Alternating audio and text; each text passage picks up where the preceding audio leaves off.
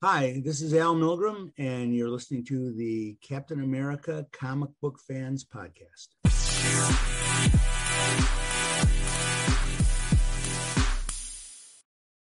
Greetings, Cap fans, and welcome to episode 101 of the Captain America Comic Book Fans Podcast.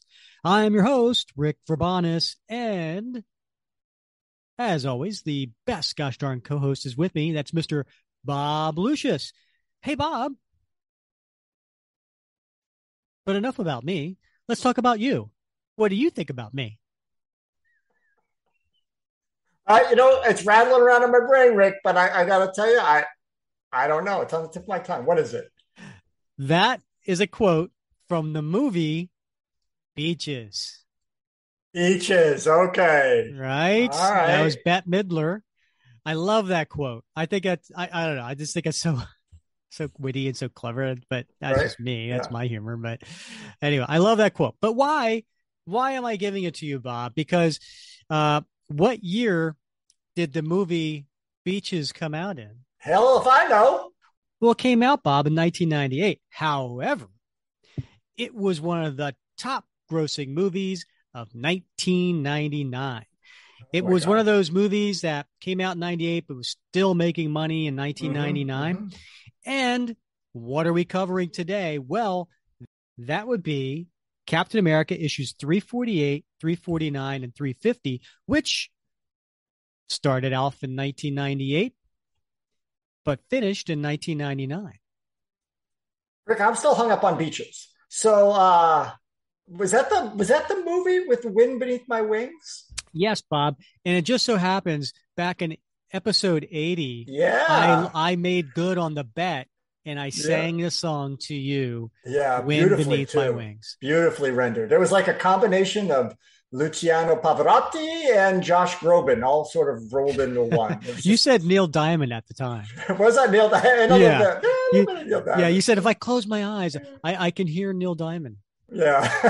Yeah, that's what you said. All yeah, right. so I thought it was appropriate because, that movie, that song.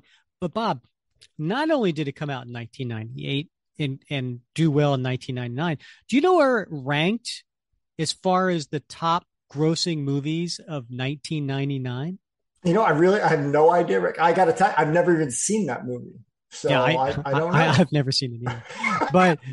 but I know some of the quotes. But you know how that goes. It was number 24 in top grossing of 1999.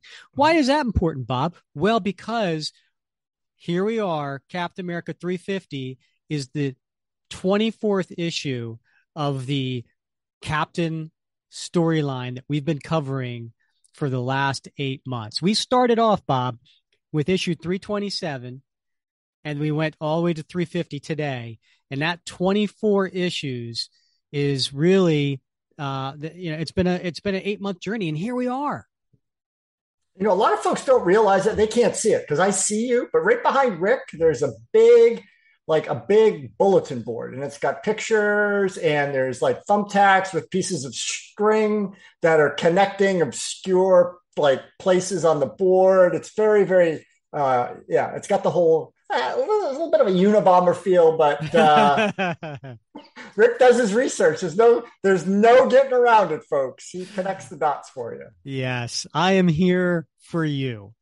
Nowhere else, Bob. Nowhere else are you going to get a Beaches quote tying in a 24-part story by Mark Gruenwald that came out in 1998 and 1999. I challenge you to find anything even remotely similar to that. All right. Yeah, it has been a journey, Bob. It really has. Way back in February of this year, we kicked off I would say it was a very what's the word I'm looking for? When someone takes on a big challenge, what word am I looking for here? Overambitious? It was a very ambitious. I wouldn't say over. Out the over. It was a very ambitious undertaking, I would say. Right. So it was grandiose. Yeah. Wow. Yeah. All right. SAT word. Yeah. So yeah, it was 24 issues. We decided to start with issue 327, and that was when the introduction of John Walker as the Super Patriot. And then it was a battle between John Walker and Steve Rogers. And then we broke this up into 3 issues for every part, right? So it was 24 issues over 8 parts, 3 issues a pop. And so we did 327 through 335 were parts 1, 2, and 3 of what we called Road to the Captain, right? And then starting with issues 336 to now, we're doing the Captain. We did parts 1, 2, 3, 4, and 5. Here we are in part 5. So if you haven't figured out yet, go back and read. So episodes 70, 74, 79 were the Road to the Captain. Episodes 83, 87, 92, 96, and here we are, 101. So it's been an 8-month journey, Bob. I got to tell you, I'm excited to finish this with you because it's one heck of a story. Yep. And and people, if you don't know this, if you take every one of those issue numbers, those the podcast numbers, you add them up, you divide by your age, it will come out to 100, the first issue of Captain America. I just made that up, but okay. It sounded great though, right? It's a possibility. Sure. Right. Let's go with that. Okay. Yeah, I like that. All right. So Bob, what I'm not going to recap, the story leading up to this part, but John Walker has gotten himself in some trouble. He's broken the commission's rules and orders. He went up against the watchdogs. His parents were killed. He then took it out on left winger and right winger, former bold urban commandos that worked with the Super Patriot, and apparently killed them. The commission's had this out. The commission has had it out for Steve Rogers. He's been imprisoned because he actually went in to negotiate the release of Dennis Dumphy, D-Man. So he's behind bars. Wow, it just so much coming to a head, and here we are. Indeed, and I think it's been a little bit. We've seen a little bit of Walker's journey, though, right? I mean, he started off as quite a bit of a hothead and quite sure of his ability to step into Steve Rogers' shoes as Captain America. But as things have progressed along, he's actually developed quite a bit of self-doubt. And wondering whether maybe Steve Rogers was more capable than he gave him credit for, or the job was more difficult than he expected. Yeah. Yep. Yeah, he's had his journey, and on the opposite end, we've seen Steve Rogers' journey. Right, we've seen how Steve has gone from doubting himself and to now, and questioning the commission and questioning the government, to now kind of saying, maybe I was wrong to question. Maybe I was wrong to give back the shield and the uniform. So that's where we are now. All right, stick around for the end. We'll tell you about our next episode, which is actually kind of fun, and it ties in with the MCU. So that'll be fun. We'll tell you about that. And also stick around because, Bob, what we need to do? We need to talk about what's our favorite panel, what are we going to put on a T-shirt, and what's going to go into the time caps. Do you already have them picked out, or are you just going to wing it? I have some ideas, but sometimes it just hits different, Rick, as we're going through it, right? Something just resonates different when you hear it out loud, or it's true. You see it in a different way. So, I reserve the right to change my mind. All right. And who goes first this time? I have no idea. I don't know. We should flip a Cap coin. Okay. All right. After all, what would Cap do? Flip a Cap coin. All right. So we're going to get to issue 348. The solicitation for this one that Marvel put out back in 1998 and says Flag Smasher's got a problem, and he wants Captain America's help. But when Captain America turns out not to be the one Flag Smasher knows, the stage is set for a battle royale. Back then, was Royale with cheese a thing? I don't know. This might be before that. Yeah. When before did the Pulp whole Fiction craze, right? When did Pulp Fiction come out? I don't know. Wasn't it? It had to have been. Well, I don't know. My go-to is like, oh, it was the early 2000s, but that's for everything. Just because I don't want to admit that, things came out in the 80s or 90s or something. Yeah. It was the early 2000s. No, it was 1994. No, that's what I said to everything. Oh. Yeah, it was the early 2000s. Okay. Yeah. Gotcha. All right. So who's the creative team for this? Well, we already mentioned the writer, Mark Gruenwald. Penciler has been Kieron Dwyer, inker, Al Milgrom, colorist, Greg Wright, letterer, Jack Morelli, and editor, Ralph Macchio. All right. So on the cover, we have up in the corner box logo, we have the new John Walker Captain America back to back with Battlestar as they stand there with their shields.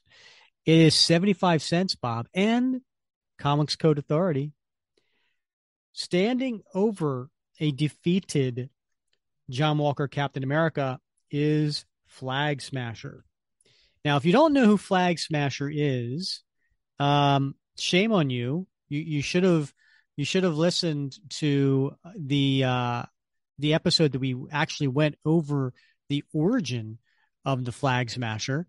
So you can go back and listen to episode 10, where we cover 3 issues and is basically the origin of Flag Smasher. But he's an anti-patriot, right? He wants to save the world by destroying all concepts of country, nationality, right? Yeah, right.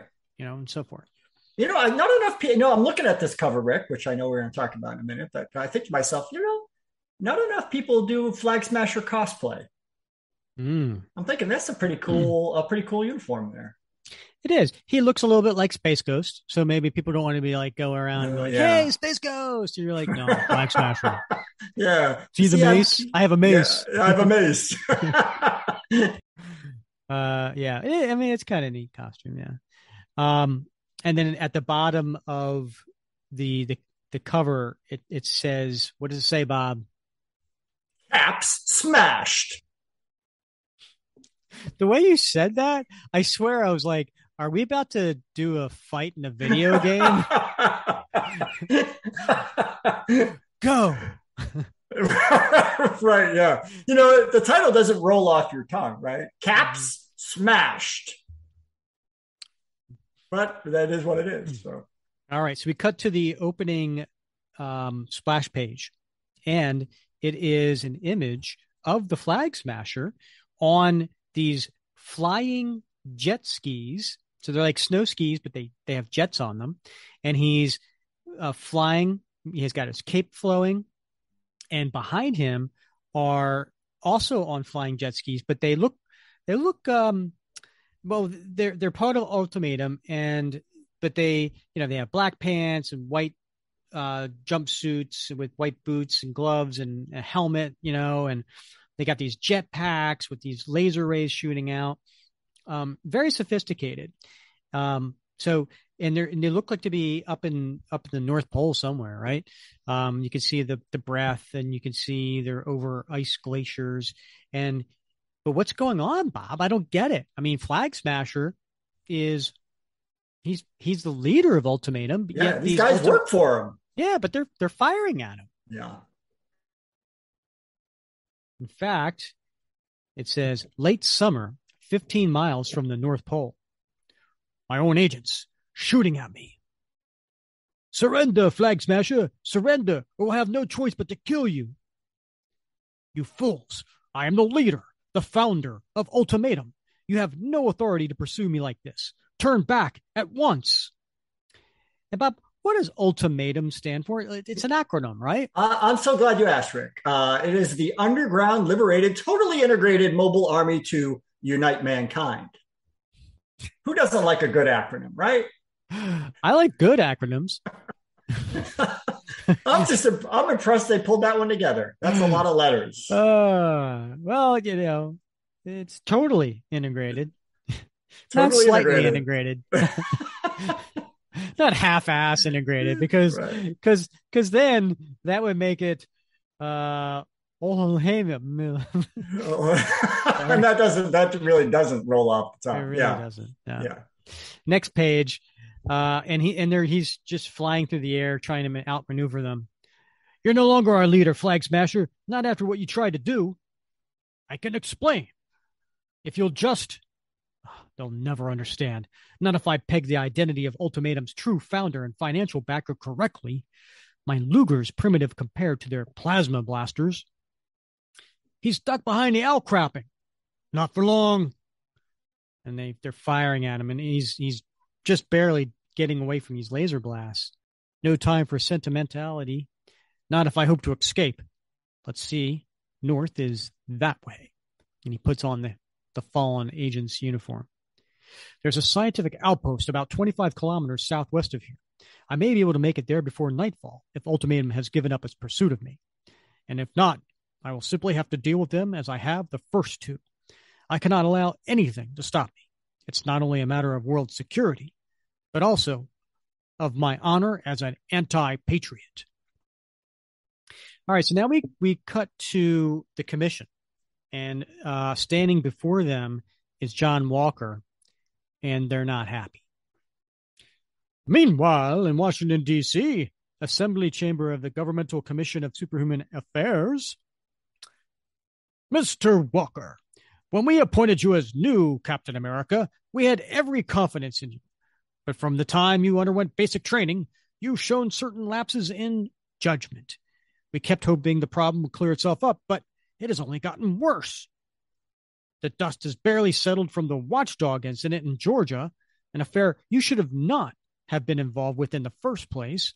And now we have reason to believe you were in a fracas on a Texas oil field.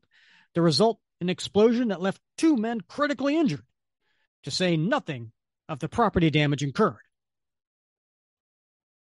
I didn't know they could frack in Texas oil fields. I thought there was no fracking.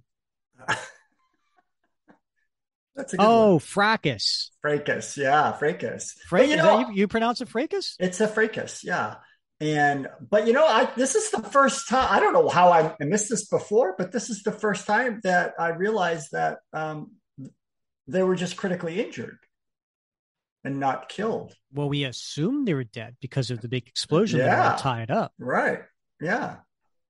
Well, what do you have to say for yourself? I was there, sir. Those 2 men are old enemies of mine.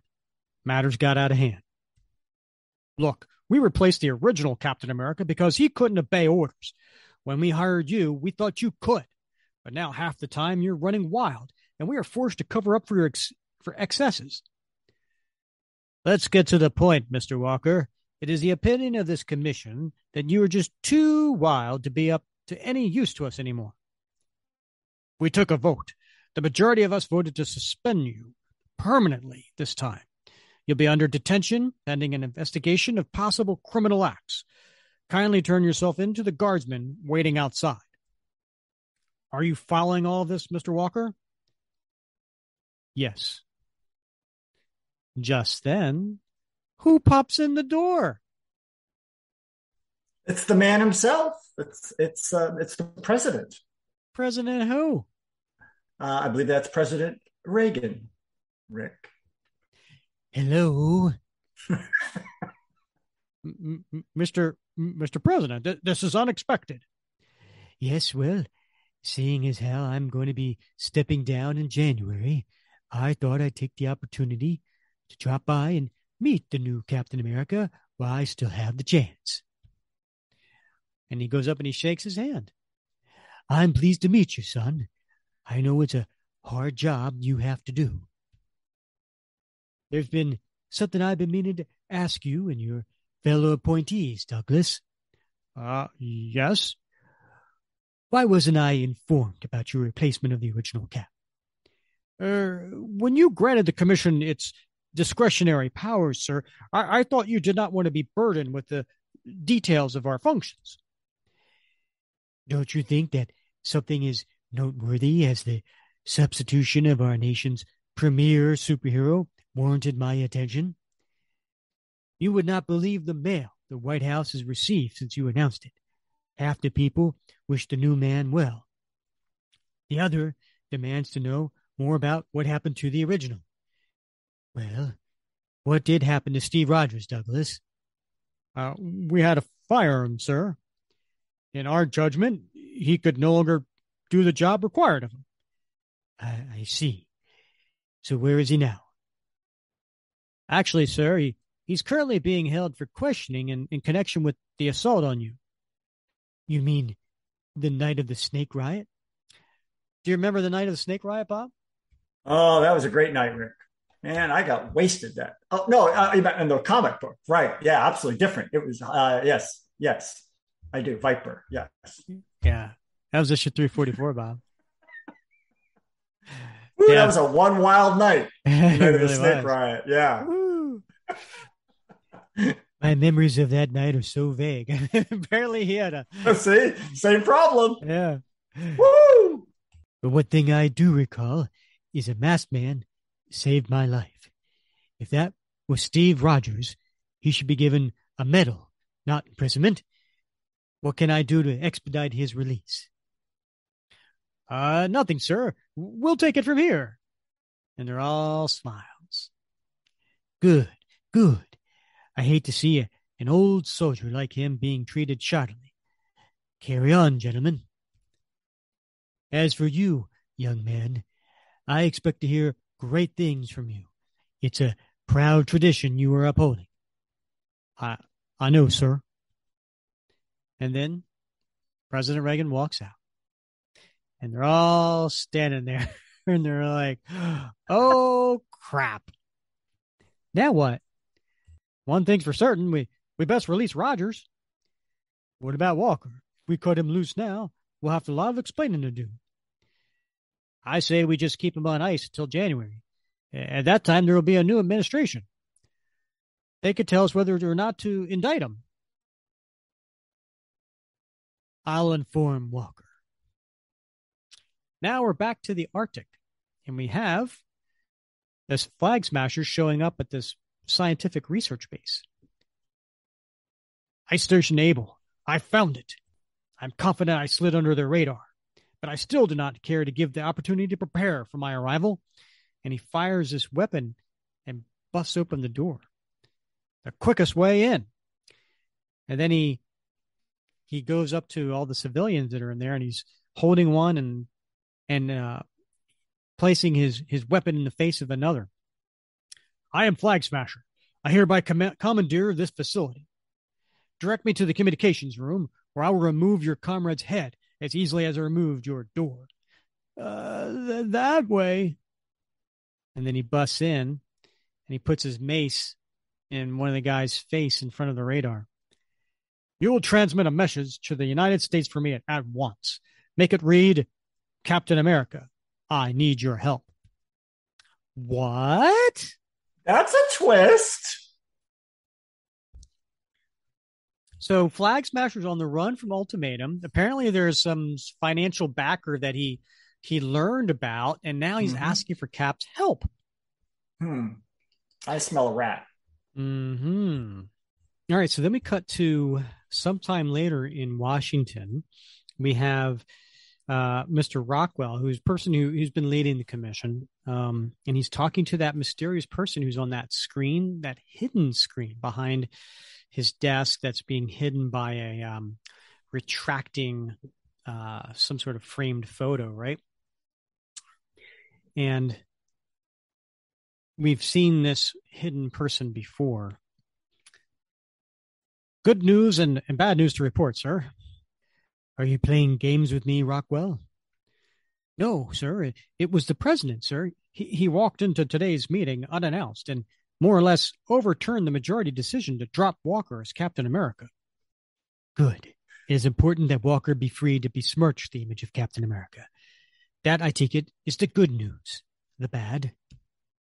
Well, he also strongly urged us to drop our investigation of Steve Rogers and release him as soon as possible. And have you? Not yet, sir, but I don't know any way not to comply with my fellow commissioners getting suspicious of me. Release him then. Just be certain to plant a bug on him so we know his whereabouts at all times. Then you don't want him killed? Of course not. The dead are a little used to. I've got company. I'll call you back. And then he hits the button to have the screen be hidden again. Miss Cooper, we've just received a dispatch from an Antarctic scientific outpost. It's been occupied by the anarchist calling himself Flag Smasher. He demands to see Captain America personally in exchange for the release of the 13 scientists stationed there. What should we do? Who do we send? Who else do we have but Walker? Maybe if we're lucky, he'll get himself killed and save us a lot of trouble. Mobilize him, will you? All right, so on the next page, we see Steve, garbed in his captain uniform, laying on a cell bench, and he's just kind of on his back, just thinking to himself in the shadows of the bars. I just don't understand myself sometimes. How did I let myself get into this predicament? I've always been a fighter, so why was I quick to back down from fighting the commission over my rights to be Captain America? With a lawyer, a few character witnesses, public sentiment, and maybe even the president on my side, I might have easily won. Did I back down from that simply because that's not my kind of fight? It's now mighty clear to me that the commission is violating my constitutional rights, holding me here without charging me with anything or letting me see an attorney. Maybe what they've been doing to me has been illegal from the start, as certain of my friends have suggested. So why didn't I try to determine who my enemies in government were? Why did I just walk away without a fight? Could it be I subconsciously wanted to break from my responsibilities from being Cap? No, I'm no shirker. Or maybe subconsciously I needed a challenge. Maybe I wanted to test myself. Ever since that bout with the Super Patriot ended in a draw, I've been concerned that I've been losing my edge. And that was the that issue I was talking about before, issue 327, which is where we started this story, where Cap fought the Super Patriot. And then there's an explosion, and Steve gets up off his bench, and he's like, that noise in the distance, an explosion? What could it? The lights. The power must have been affected. And then he puts his mask on. I've had it with this inactivity, with this illegal incarceration. If throwing obstacles in my own way has indeed been my subconscious way of toughening myself up, trying to regain my edge, enough's enough. This situation has grown tiresome. It's time for this old soldier to fight. But in order to fight, I'm first going to have to get, what? This cell door. It's open. A convenient power outage or a trap. A setup. Doesn't matter. I'll take it any way it comes. My first job is to see if my friend D-Man is locked up here as I was led to believe. No sign of anyone else here so far. And then he comes across his shield in another area, just unguarded, lying up against a desk. What's this? Now I know this has to be a setup. And then later, we cut to U.S. Air Force, this big airplane, and on there we have Captain America, John Walker, and Battlestar. So this Flag Smasher dude was an enemy of the old guy, huh? Wonder if he knows you replaced the old guy, John. He must. Anyway, let's see what his dossier says. Head of the terrorist group Ultimatum is trying to promote, world unity by attacking all governments? Sounds like a total nutcase, huh? He and his gang hijacked a plane a while back, held the passengers hostage till the old Cap got there. Wow, that old Duff actually had to use a gun to free the hostages. Cap the First caught up with him in the Alps, hauled him in. Says here his agents broke Flaggy out of S.H.I.E.L.D. a few months ago. S.H.I.E.L.D's that worldwide spy group, right? And here's a photo of the sucker. Ha! Looks like he doesn't like having his picture taken. And it's a picture of Flag Smasher holding his mace coming at whoever's taking the photo. In that outfit, I can't blame him. Nice cape, huh? Don't think that Bose will be much trouble. How about you, Johnny? Johnny? And he looks at him. But as in the last few issues, John Walker's just unfazed. Ever since his parents have been killed, he's just kind of been withdrawn, stoic. Man, John's in rough shape. I thought he'd get over his folks' death, but he's just getting worse. He wouldn't even tell me what went down in that meeting he had with the commission. I'm really worried for the guy, but there just doesn't seem to be anything he'll let me do to help him. And then we cut back to Steve as the captain, walking around in the jail area in the dark, but he's got his shield now. Nothing seems to be amiss with the shield, though in this light, I can't tell for certain. I'm confident at least it won't explode on me. Still, no sign of D-Man or anyone else. If the commission is holding him, it's apparently not here. For a trap, this is about as exciting as melting ice. And if it's not a trap, but what it seems to be, a power outage caused by whatever that explosion I heard was, then what? What's my next move? I'll worry about that once I'm definitely out of here. And then he gets outside, and it's night. I'd lost track of precisely how long I've been held. My luck, if luck it is holding. Didn't see too much of this place when the armored truck brought me here, but I had it pegged as a military facility. The question is, where is this? It took about 2 hours to get here from the Commission's Washington, D.C. offices. And these are Army vehicles. The closest Army base to Washington is Fort George M. Meade in Maryland. If that's where I am, I've got some hike ahead of me. And then we cut back to the U.S. Air Force with Cap and Battlestar. Air Force 7 to Ice Station Able. We're in your airspace and awaiting further instructions. Over. Air Force 7, this is Flag Smasher. I have you on radar. Do not land within 10 clicks from here. Have Captain America shoot down. Do you copy? Over. And then we have Battlestar putting a parachute on top of Cap. We copy all right, eh, Johnny? You go down there like the man wants. I'll follow as soon as we're where we won't be able to detect another shoot. Go get him, partner. And John's just, again, emotionless and stoic. But he jumps out, and he parachutes down, and he starts running towards that door that got blasted in. And when he goes in there, he sees Flag Smasher holding a civilian scientist with his gun to his temple. Captain, good to see you again. Now, drop your weapon, or I will use this sniveling scientist's brains for paint. No. No? What do you mean, no? And then there's this, you should see the face on this scientist. Not only is he sweating, but now his eyes are bugging out, and he's like, uh-oh. You know from previous encounters that I am not above sacrificing a life to further the cause. And I know that you have an inflated regard for the value of every single human life. So drop your shield at once. Go ahead and kill him. You'll join him in seconds. You're not Captain America. You're an imposter. And then he tosses the civilian. I cannot believe the United States dared send an imposter.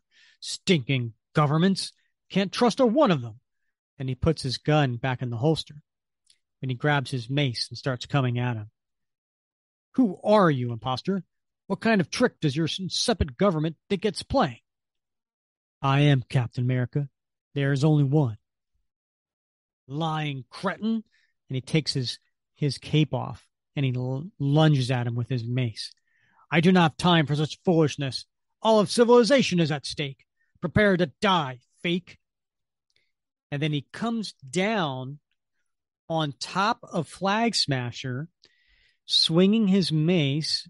And then John puts up his shield to protect himself, but he's falling back at the same time.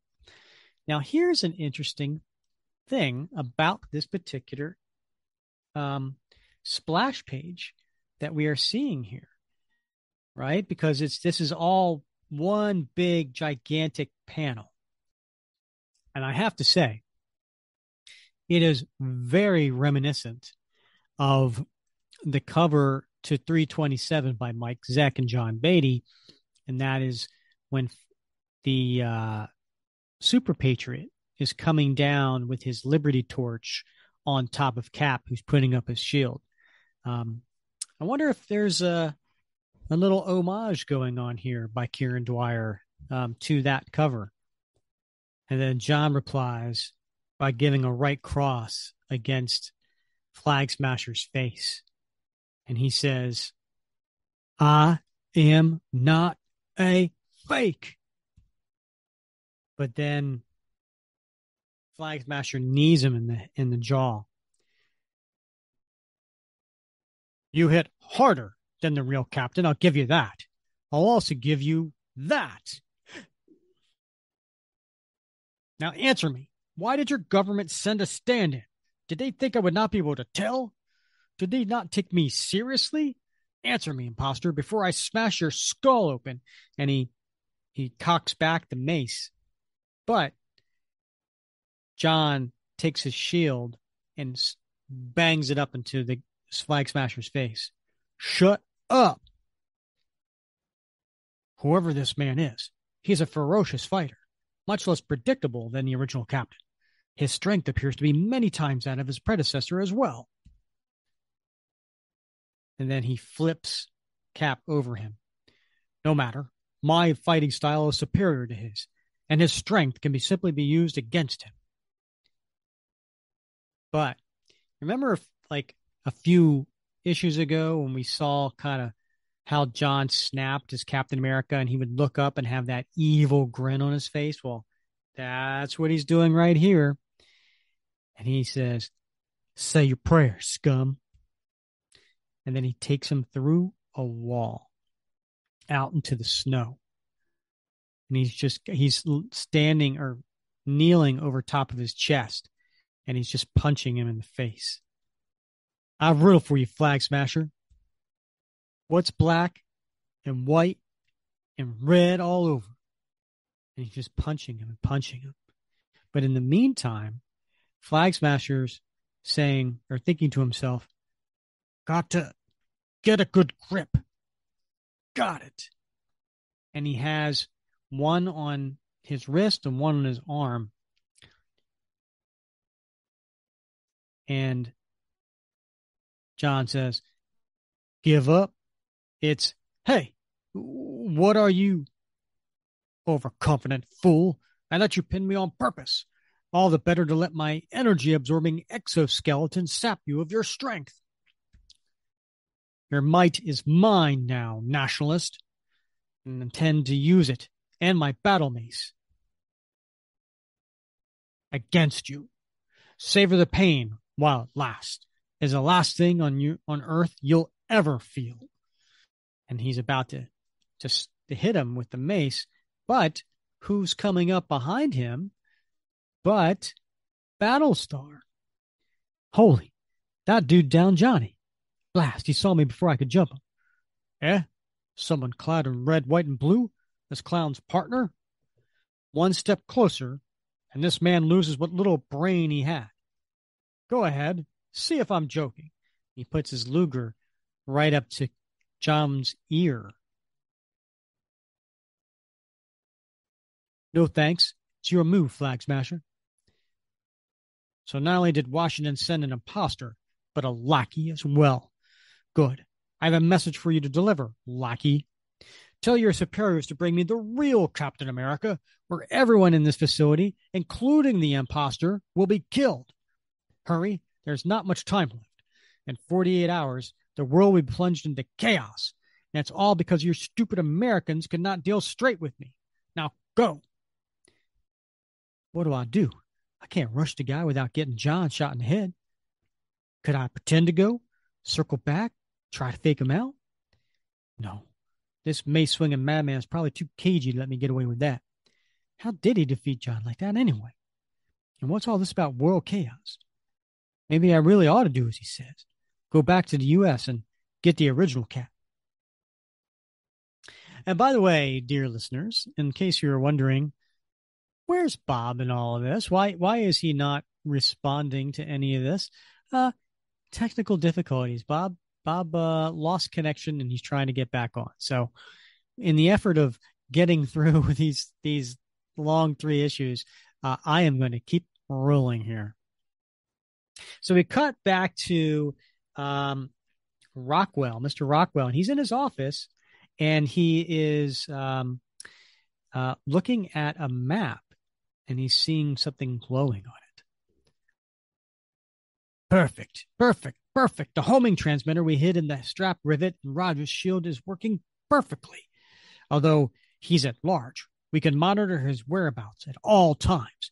Now, if my bzzz, Mr. Rockwell, we've just received a radio dispatch from Battlestar. He says Walker has been captured and Flag Smasher will kill him if we don't send the original Captain America. Yes. Mr. Rockwell, we've just received a radio dispatch from Battlestar. He says Walker has been captured and Flag Smasher will kill him if we don't send the original Captain America. And Rockwell smiles. Tell Battlestar he's out of luck. Steve Rogers has flown the coop, and there's no telling where he is. Elsewhere in Washington, we see Steve wearing a trench coat over his captain uniform in a phone booth, and he's got his briefcase, or as Bob liked to say, attaché case, and it's one that has like the phone modem and the screen and the little keypad.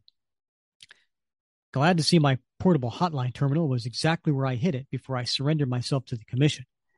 But I'm still not having much luck using it to determine if D-Man left word to his whereabouts. All I'm getting is odd gibberish, and the screen shows a bunch of gibberish. Nothing wrong with this end of the system. The fault must lie back in the main computer in Brooklyn Heights. I'm at a loss without my data network. If there's some sort of malfunction, I'd better attend to it at once. Now, what's the fastest, cheapest, least conspicuous way to get to Brooklyn Heights? And it says, to be continued in 2 weeks in Avengers 298. All right. I think it's time to get to issue 349. And on this one's fun. It's a fun cover. It's a cover by Ron Frenz and Al Milgrom. And it has the same corner box as before, same thing, 75 cents. And it has a very large in your face, The Captain, by Steve Rogers. And he's got holding his shield in his right hand and he's got his left fist up in the air and he's running. Underneath him is Battlestar running behind him, which is odd, right? We don't normally see the pairing of these two appearing to be on the same side. And it says on the cover, for the life of the new Captain America, the Captain, side by side with Battlestar. Now, if you're looking at this cover, it may seem slightly familiar. That's because it is an homage to cover from issue 193. Now, 193 was the beginning of the return of Jack Kirby to Captain America. And he did this cover and also John Romita helped on that cover as well. And the only difference is, instead of Steve Rogers as Captain America, it's Steve Rogers as the Captain, and instead of the Falcon, they replaced that with Battlestar. So that's kind of cool. It's a nice little homage on this cover. The creative team, I believe, is the same. Mark Gruenwald, Kieron Dwyer, Al Milgrom, Greg Wright, Jack Morelli, Ralph Macchio. Now, the solicitation for this one is, you'd think that the combined forces of the Captain, D-Man, and Battlestar would be more than a match for the villainous Flag Smasher, wouldn't you? Well, you'd be wrong. There's only one way the heroes can beat them, and that's if one of the heroes makes the ultimate sacrifice. Dun, dun, dun. And just for the record, this issue has a cover date of January 1989. So it probably came out in November of 1988. And speaking of 1988 and 1989, I think earlier in this episode, I may have said 1998 and 1999. Something tells me I said that. I don't know for sure, but if I did, I was wrong. I misspoke. It was 1988 and 1989.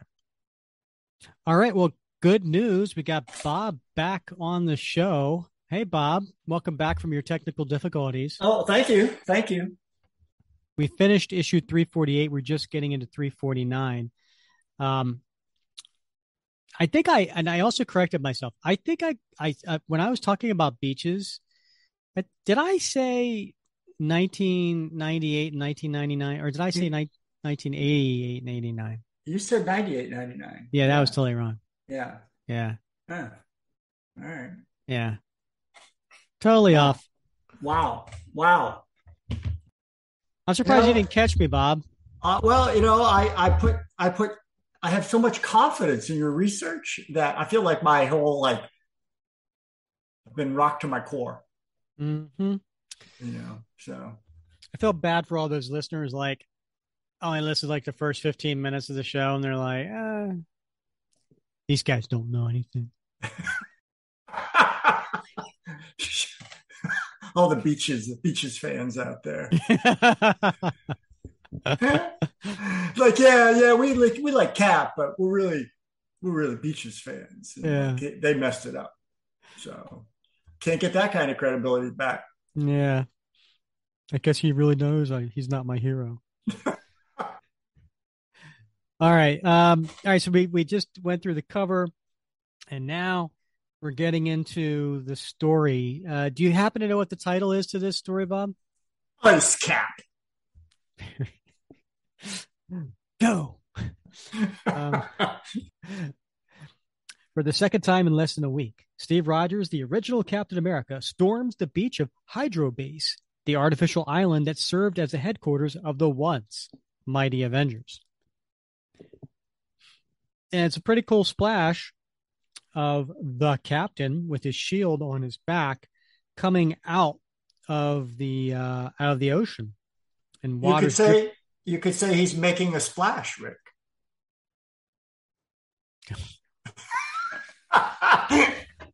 I would have been more impressed if you said something like, "Now that's a splash page." Oh, nice. Well, I'll be here all day. I'll try later. All right, but it's a pretty cool, and it's dead of night. There's a moon behind him, glowing on the water as he's coming out. Pretty cool image. And it might even be worthy of a t-shirt. I don't know. Maybe. Never know. It is a good one. Yeah. If I had known I have to swim the 3 miles to get here, I wouldn't have been so quick to let the Beast borrow the Quinjet to drop off the reserve Avengers.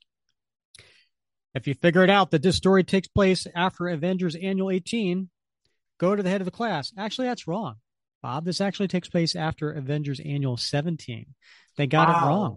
What the heck? I know. I expect this from you. Beaches and all, but from the editorial staff, I know. Marvel, right? Yeah, they have one job. Naturally, he didn't. We've talked to some editors on here. They have a pretty hard job. Not Ralph Macchio. He ran a dojo. So that's true. Yeah, he had a lot going on at the time. So you just I know you were waiting for me to say wax off. Yes, I was. But we have 3 issues where Ralph Macchio was editor, and I was just going to keep you guessing on which one I was going to do it. But now you took it from me. You took it from me. I'm a ruiner. I'm sorry. Yes. You and your stupid dojo. The Avengers apparently disbanded while I was on leave. I wonder what happened. Thor, She-Hulk, Dr. Druid, Namor, the Black Knight. I couldn't reach a single one to even ask. I wish someone would have thought to notify me about it. Or perhaps they tried. I have been incommunicado these past weeks, languishing in the commission's secret lockup. And that was in Avengers 291 through 297, Bob.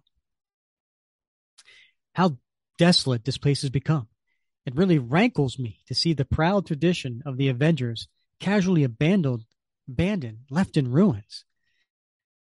Then again, some might say that I myself casually abandoned the proud tradition of Captain America, buckled under the government's pressure, and gave up my identity without so much as a fight.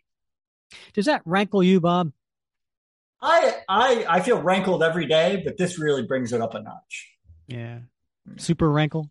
Super rankled, yeah. Well, that was then, and this is now. I've hereby resolved to challenge the Commission on Superhuman Activities and settle our differences. Furthermore, I'm determined to resurrect the Avengers. As a high evolutionary affair dramatically demonstrated, the world still needs Avengers. A shame I couldn't convince any of the reservists to sign on full time. The Falcon, the Beast, perhaps even the Hulk would... Huh? Someone behind me. And there's this big guy coming out of the shadows, and he's about to jump on Cap, but instead, he gives him a big hug. And nothing feels better than a big old hug in the dark, right? You have me until you said in the dark. I don't know. It's kind of scary in the dark. Creeping around on a Yeah. Cap, oh man, am I glad to see you. The feeling's mutual, D-man. So what happened to you anyway? I heard that the Commission had you in custody. They did. But after questioning me about your whereabouts for a couple of weeks, they gave up and let me go. I've been searching for you ever since. I tried your hotline, but all I got was gibberish. I tried the Avengers, but couldn't get through. I finally managed to locate Avengers Island here, but no one seems to be home. So I've just been hanging out here, trying to scope out what to do next. The Commission must have released you as soon as they had me. I managed to get away just a few days ago. And while looking for you, I got involved in some craziness in Manhattan and a plot to turn all humanity into mutants. Wow. You beat all that by yourself? Hardly. I had some Avengers reservists along, including the Falcon. The main team apparently is broken up. My first priority is to reassemble a team. I've got a proposition for you, fella. How would you, Dennis Dunphy, alias the Demolition Man, like to be an Avenger? What? Me? An Avenger? Sure, but great. Now we are 2. So, what do we do now? We try to get the Avengers communication system running so we can see about contacting some more membership candidates. Then we'll head back to Manhattan. There's still something weird going on there. Wow. Me, an Avenger? Wait till I tell my folks. And then there's a helicopter over top. Cap, you recognize that? It's not a Quinjet. And who it is? It's Battlestar coming out of the helicopter. Is this it? It's so quiet. Dead looking. Hey, I recognize that guy. He's the one who beat on me while I was all drugged up during the Serpent Riot in Washington. Cap calls himself Battlestar. Hello? Anybody? Home? Yeah, creep. Me! And D-Man just jumps on him, punches him across the face. And Steve yells, D-Man! You, that strong guy at the right. And then Steve throws his shield between the two. Hold it, you two. You must be the original Captain America, the guy I came to see. And the shield bounces back into his hand. And who might you be? The name's Battlestar. I'm the new Captain America's partner. Prove it, punk. I have a government ID. I've come to ask for your help, Captain. You see, my partner and I were sent after this old enemy of yours, Flag Smasher, after we took over the science outpost at the North Pole. Well, somehow, that Looney Tune terrorist got the best of my pal, and he said he'd kill him, along with the other scientists up there, if I didn't fetch you, the real Cap, as far as he was concerned. How'd you know enough to look for me here? Your phone hotline was all messed up, but I figured if anybody knew where you were, it'd be your Avenger buddies. You work for the Commission, don't you? How do I know this isn't a trick of theirs to get me to work for them? I swear to you it's not. The Commission was against me coming to you. They'd rather have just written my pal off. The Mayhem in Manhattan or Flag Smasher? You used to call yourself Bucky, didn't you? Yes, sir. It wasn't my idea, though, and have your actions brought honor to my partner's memory? I tried, sir. If I can verify the Flag Smasher is indeed at large, I'll go. Come on, D-Man. I don't think we'll need him, Captain. You're the one who's not needed, Bats. Later, at Ice Station Able, 40 miles from the North Magnetic Pole, Flag Smasher's walking up to a defeated John Walker. Amazing. I was certain you would have frozen to death by now. Half submerged in frigid water for over 24 hours. You may not be the real Captain America, but I will admit you are certainly made of stern stuff. And how would you describe what's going on with John Walker right now, Bob? I'd say, he's got his hands tied above his head, Rick, and of course his feet are tied together, and he's submerged from the waist down in an ice hole, right? And his feet are weighted down with a steel girder. So I suspect, oh, never mind. This is a family show. I'm just going to say there's some things on him that have gone way past tingling. Yeah. So half his body, the lower half, had been submerged in ice water for 24 hours. Oh, my goodness. Yeah. Yeah. That's some shrinkage.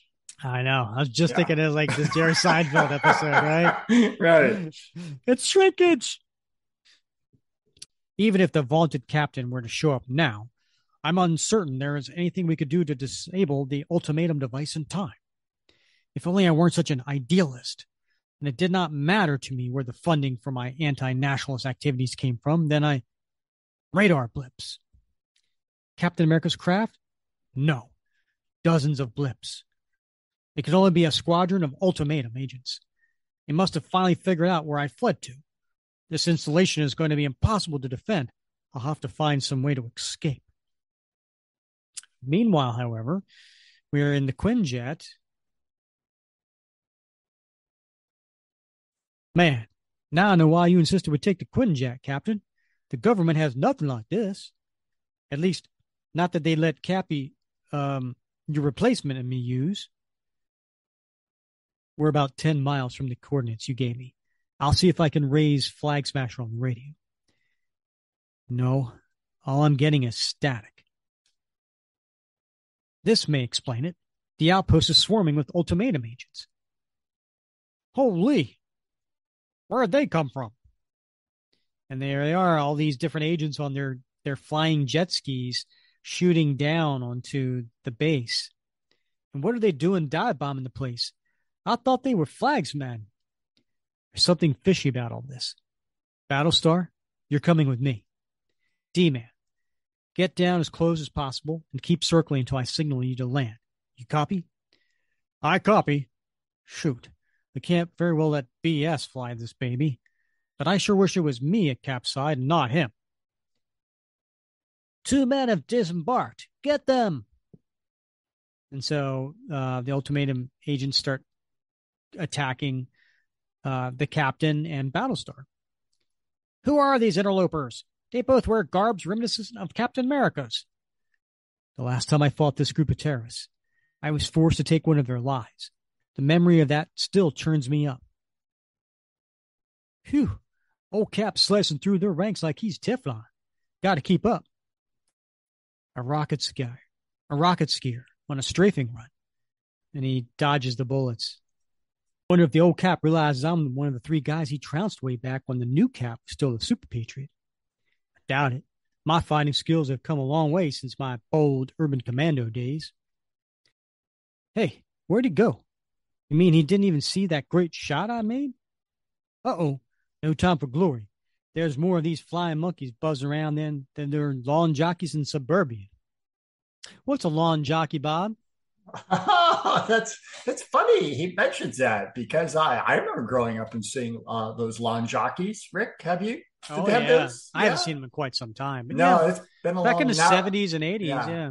They've been replaced mostly by garden gnomes these days. But yeah, those little guys holding the lantern. Yeah. Right? The little tiny guy looked like Tom Thumb. Yeah. It was a little spooky when they were like life size. Yeah. I don't know if I've ever seen any life size ones. No, you don't remember? Yeah, they were like, I was a kid and I remember seeing them like just maybe like I would have been like, 4.5 feet tall and they've been like 3.5 feet tall. It was kind of spooky. Yeah. I mean, for a long time they were. I don't know. For a long time they were a very sort of racist motif, right? Because most of them were black. Well, not where I grew up. Really? Where I grew up, they were white. Yeah. Okay. Yeah. And they had, like checkered hats or shirts or something. Like they were like like jockeys. Yeah, exactly. Yeah. Right. Yeah. Huh. All right. What's the matter, fish tank face? Didn't you ever see someone jump 15 feet straight up before? And he takes one guy off of his jet skis and slams him. Inside the main building, however, Steve made his way in. Out of the way, Alties. It's Flag Smasher I want, not you. Something about this whole thing doesn't add up. If Flag Smasher took over the facility days ago, why are his agents just attacking now? Doubt questioning them would yield much. Fanatics like this are pretty well trained. And then there's a guy who's firing a machine gun at Cap. And look what he's doing.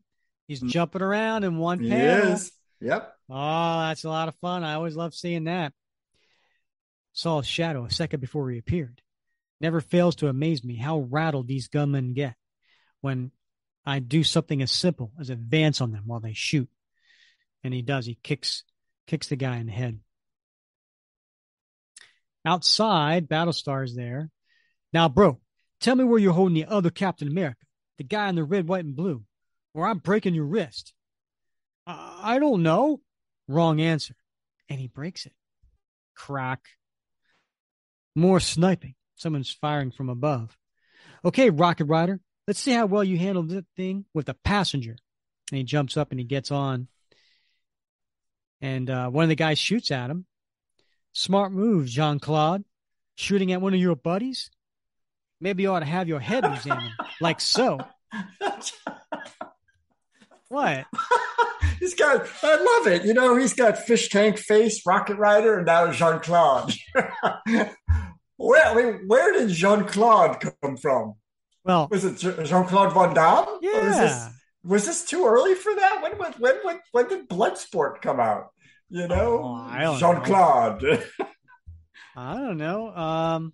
I guess it would have had to have been about that time, right? I don't know. Yeah. Well, I guess he's probably calling him that because, maybe the guy's like Belgian or something. Jean-Claude.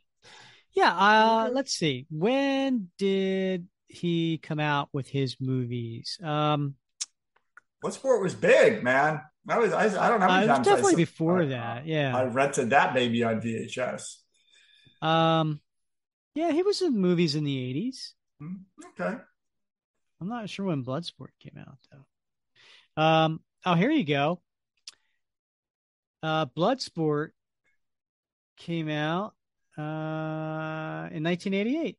All right. There you go. Yeah. There you go. And then he went and did like Delta Force 2, American Ninja 3, Cyborg. Right. So never top Bloodsport. Yeah, that was he should have called instead of calling him Jean-Claude, he said, "Nice move, Bolo." Do you remember Bolo, the big guy in the movie? Yeah. He was the big villainy fighter. Oh man, good stuff. Behind that building, I think I see Johnny. Thanks for the lift, Sonny. But here's where I get off. And then he knocks out the guy on the jet skis, who then goes into the building and blows up. Well, that wasn't nice. And then we cut inside and we see one of the ultimatum guys getting like shot, like bullets ripping through his body. And there's another one behind the corner hiding. Some sort of gunplay going on with whom? This is a scientific base, not a military one. And then he knocks out the one that was hiding. Just a quick peep. It's Flag Smasher. And he's got my original shield.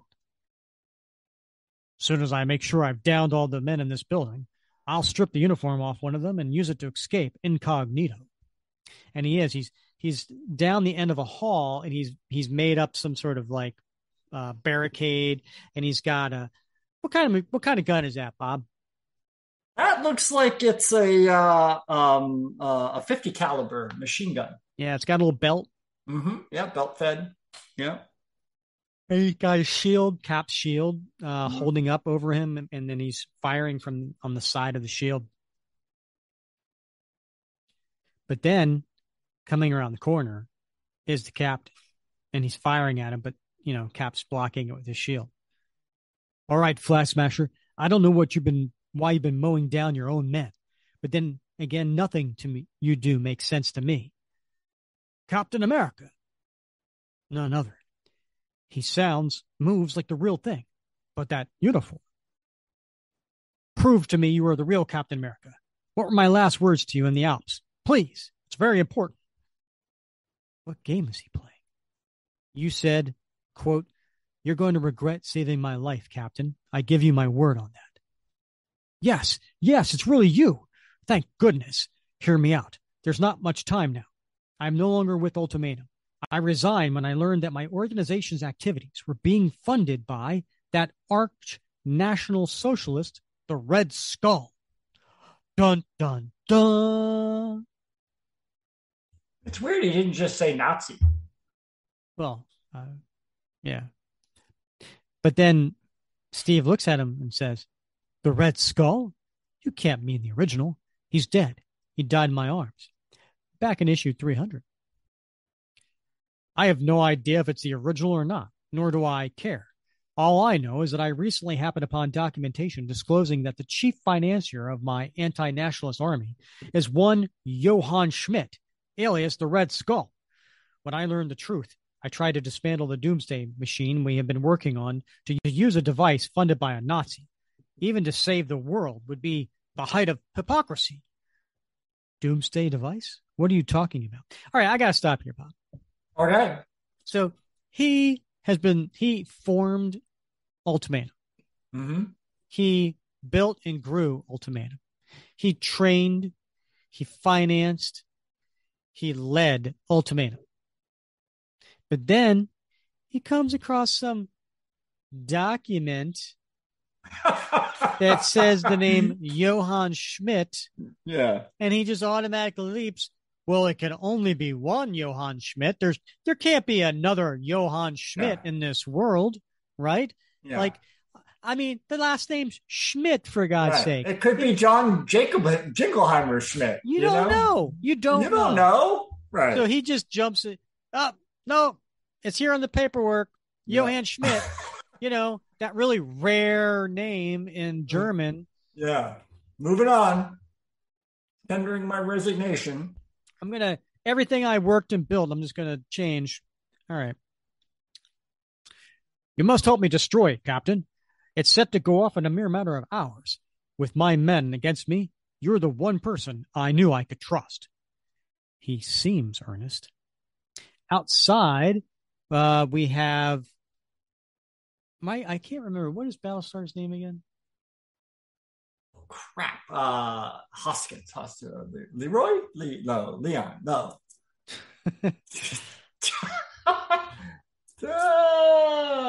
This whole episode, I've been like calling him Battlestar because I can't remember his real name. Yeah. Hoskins. What the hell is his name? You're right. I don't know. Okay. So Battlestar, huh? I don't know. So Battlestar finds John and he breaks off his chains and pulls him out of the water. Oh, Johnny. Hold on, pal. I'll have you out of there in a sec. Has he been hanging there since I last saw him? He doesn't look so good. Lips blue, skin pasty. I think he's severely frostbitten. Don't worry, man. You'll be okay now. I'll get you someplace warm. On the other side of the complex, we see Flag Smasher with Cap's shield and his own mace going up against. And then we have Steve, with his shield, and they're just battling away. And if I thought helping Battlestar was aiding and abetting the enemy, what do I call an alliance with Flag Smasher? There's D-Man right on cue, and he's landing the Quinjet. Move it, Flag. And they're on there, but D-Man looks surprised. Crap! Isn't that? Yes, Flag Smasher. No time to explain. We've got to move. But what about Battlestar? We'll come back for 11 minutes later, and they make it to the ultimatum base. We only have 7 minutes left before every machine on Earth is rendered inoperative. D-Man, pop the hatch and circle. Flag, before we go down, trade shields with me. What? You heard me. What difference does it make to him? And so there they are on their jet skis flying out of the Quinjet. Cap's taking the lead. How insufferably accomplished my rival is. As far as I know, he's never used sky skis before, yet he handles them like an expert. But he did, Bob. Remember when he did? Mm-hmm. Wasn't it way back then in that original tale? Yeah. He pretended to be an ultimatum agent. He did, yeah. And he gets fired on, but he used his shield. My shield. I haven't realized how much I missed it. With it on my arm, I feel like I could do anything. More ultimatum, boys. This is all a trap. I've fallen for it hook, line, and sinker. And they're just battling away between the horde. Lead the way, mister. It's in here. This is the ultimatum device, Captain. A huge generator designed to broadcast an electromagnetic pulse like that caused by a thermonuclear explosion, but thousands of times more powerful. The EMP will have a devastating effect on everything with an electrical system. All machines, motor vehicles, computers, all technology the world over. They'll all be blown out, rendered permanently inoperative. Thus will all mankind be thrown back to a pre-industrial age. I don't even want to know how you thought this machine would implement your goals to abolish all nations. I will tell you anyway. When all mankind is faced with a common predicament, stow it, mister, and tell me how we can deactivate it. Hurry. You said there was but minutes left. I'm no scientist. I don't know how to deactivate it. That's why I brought you. Idiot. Captain D-Man. Mayday. Dennis, can you read me? I read you, Cap. I need you to crash land the Quinjet in the center of the main building. Can you do that and bail out before it hits? Affirmative, Cap. I won't let you down. D-Man out. Phew. Guess I'll gain some altitude first. And, hey, what's that sound? And he looks up to the outside of the roof. I think there's somebody on the roof. And sure enough, Bob, there's two ultimatum agents landing on the Quinjet's roof, and they have grappling hooks. What do I do? Put this thing into power drive, bail out, and hope whoever's up there has the sense to do the same? No, I can't risk it. What if he's got explosives? Detonates Quinjet before it hits? I'll have failed Cap, the Avengers, maybe the whole world. What other option do I have? And then he comes out onto the roof. Okay, chucklehead, off my Quinjet. now. Because that's going to work, right? Right. Yeah. Yeah. Get off my lawn. Chucklehead. That's one that, I haven't used in a long, long time, but I'm going to bring it back. Chucklehead? Yeah. Yeah, I think you should. You should bring it up in your class. Right. All right, you chuckleheads. Get your homework turned in on time. Oh, I like that. I like the way you just said that. All right. I'm bringing it on Friday. Nothing we can do but evacuate. Let's move. Mister, this place is going to blow any moment. 2 minutes to activation. I hope your friend is a kamikaze pilot. I just hope Dennis gets out safely. I wish he had more time to familiarize himself with what? Flag ducked down that corridor. Does he know a shortcut out of here? Is he up to something, or is he just trying to ditch me? Better go after him. 2,000 feet above. Off you go, dope. And he hits one of the guys and punches him. Oh, man, he was planting something on the jet. A bomb? What do I do with it? I hate it up here. Ever since that dame threw me off a mountain, I've been gun shy about another one. Remember that when he got thrown off the mountain? Mm-hmm. Yep. Who did that? I don't remember. Was it Titania? I don't.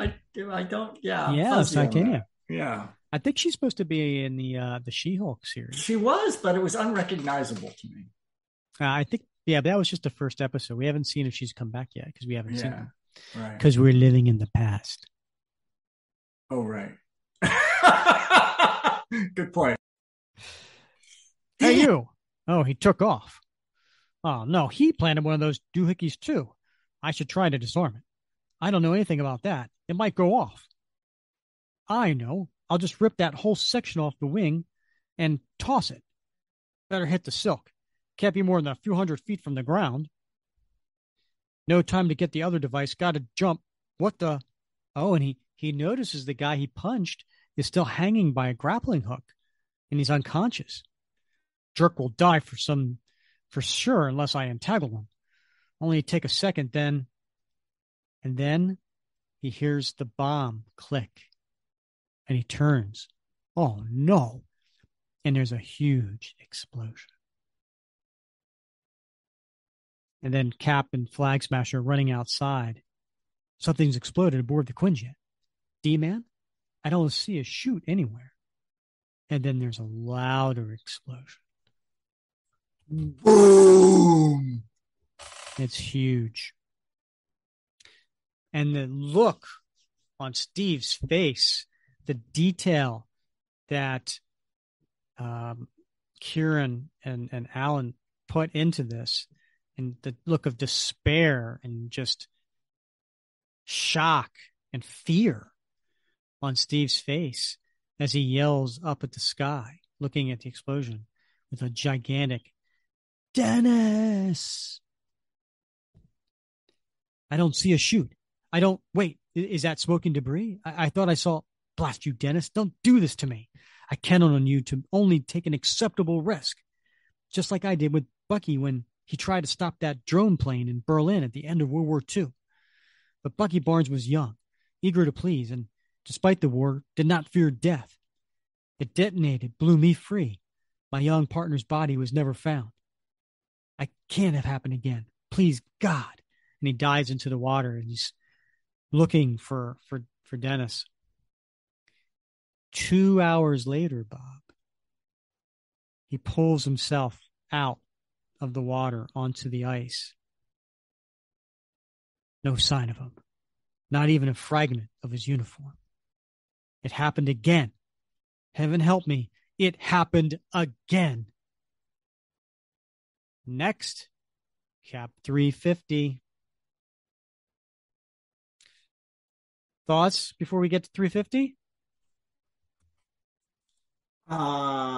Just a great story. But, I got to tell you, every time I see those ultimatum agents on their skis, I hear like a James Bond theme in my head. Oh, sure. Right. Well,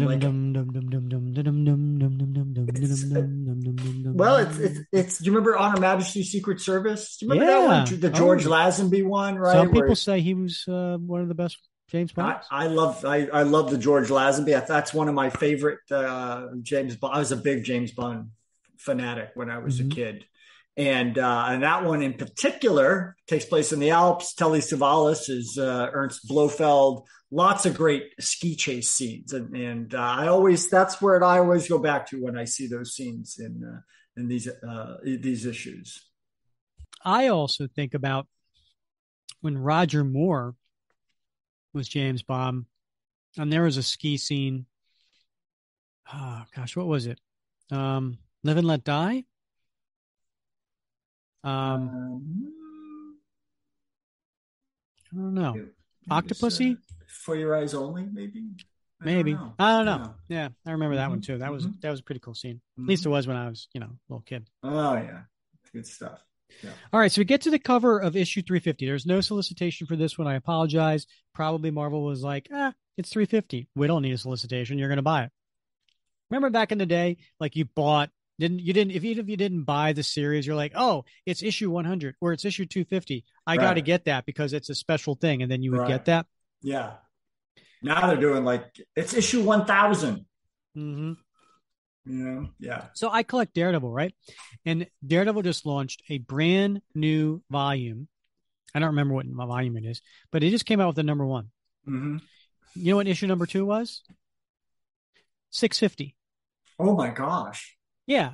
So rather than kick off the new series with 650, because it wasn't, they didn't extend the last series by one issue. So they did issue 1 of the new series. Issue 2 is 650. Wow. Isn't that weird? Great. That's a weird sort of setup.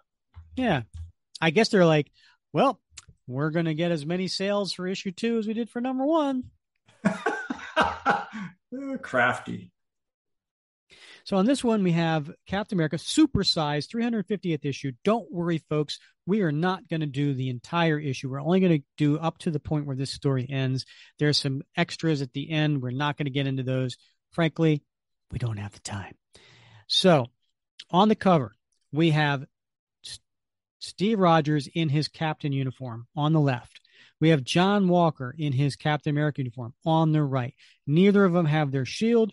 They are coming at each other almost like mirrored images, right? And then underneath it says, featuring the Captain versus Captain America and the dramatic return of the Red Skull. Now, Bob, and I'll share this in the Facebook group when this episode comes out. I had Kieron Dwyer do a commission for me. And it's a pretty cool commission. And it's an homage to this cover. And what it is, hold on. I will show it to you as I'm describing it. I have it framed and everything. So it is not an exact replica, but it's an homage, right? And so what I asked Kieron to do was I wanted Steve in his captain uniform, holding his shield, but he's kind of in that, same type of battle. And then across from him, rather than John Walker, it's Crossbones. And I picked that because Crossbones was co-created by Mark Gruenwald and Kieron Dwyer. So it was, partly Kieron's character. So I thought it was cool to get, the artist to do somebody he created. But if you notice the background, Bob. Right. Yeah. The background resembles the background of issue 350, where there's a lot of like starburst kind of like action lines. Yeah. But if you look in this one, it looks more like Red Skull's face. Right. Yeah. There definitely is. Yeah. Yeah. It wasn't until Kieron did this commission for me that I ever realized that the cover to 350 in the background is supposed to be Red Skull's face, but it's very much hinted. Huh. Yeah, I wouldn't have. I would not have sort of seen that in my mind's eye.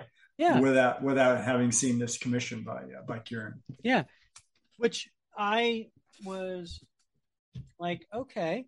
Well, I mean, who else would better know than Kieron, who drew this cover? That was his intention behind all those lines, was to make the face of the Red Skull. He was told to kind of hide that and not make it obvious, because I had asked him about it afterwards. But if they did that, then why did they bother at the bottom saying the dramatic return of the Red Skull? Right. Yeah. So what he was asked to do and what editorial ended up doing are two different things. Well, he was probably asked to do the art, who knows, maybe months before, right? Of course. Yeah. That usually that's how it works. Yeah. Yeah. And so editorial decisions change, maybe. Yep. So Kieron Dwyer and Al Milgrom on the cover. They also do the interior art. Mark Gruenwald is the writer. Greg Wright, colorist. Jack Murley, letterer. Ralph Macchio is the editor. This had a cover date of February 1989. And the first story, do you know what the title is in this first story? Seeing Red. Yeah. That's a double entendre, right? Nicely done, Rick. Mm-hmm. SAT word. So we get to this opening splash page, and there's a very fit, muscular man, naked except for a loincloth. And he's blonde, square jaw. Who does he resemble? Does he resemble anybody to you, Bob? He has a certain striking resemblance to Steve Rogers himself. But he's evil looking, though, isn't he? With that smile and look on his face? He is, yeah. Yeah. And he says, I'm ready. Proceed at will. And he's standing underneath a spotlight. And then in other spotlights, there are 5 men dressed as Captain America, and they all have shields.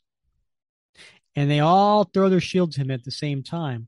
But he jumps up into the air. He grabs the rope rings that are above him. He swings around, does a somersault, comes down onto one of the backs of one of the caps, and he cracks his back. Like he just broke the guy's back. 1 down. Whoa, he's going all out. 2.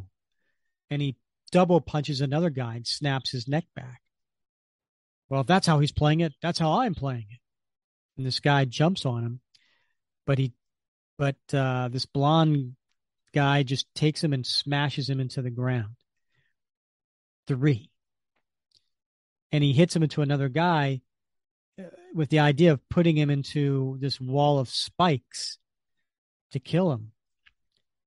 But the guy ducks out of it. Oh, but then we got the somersault, Bob. We got 7 pictures of this blonde guy in one panel as he's doing a jump and leaping in the air and somersaulting, and he comes down. And one of the caps thinks, holy, who is this guy? How can anyone jump like that?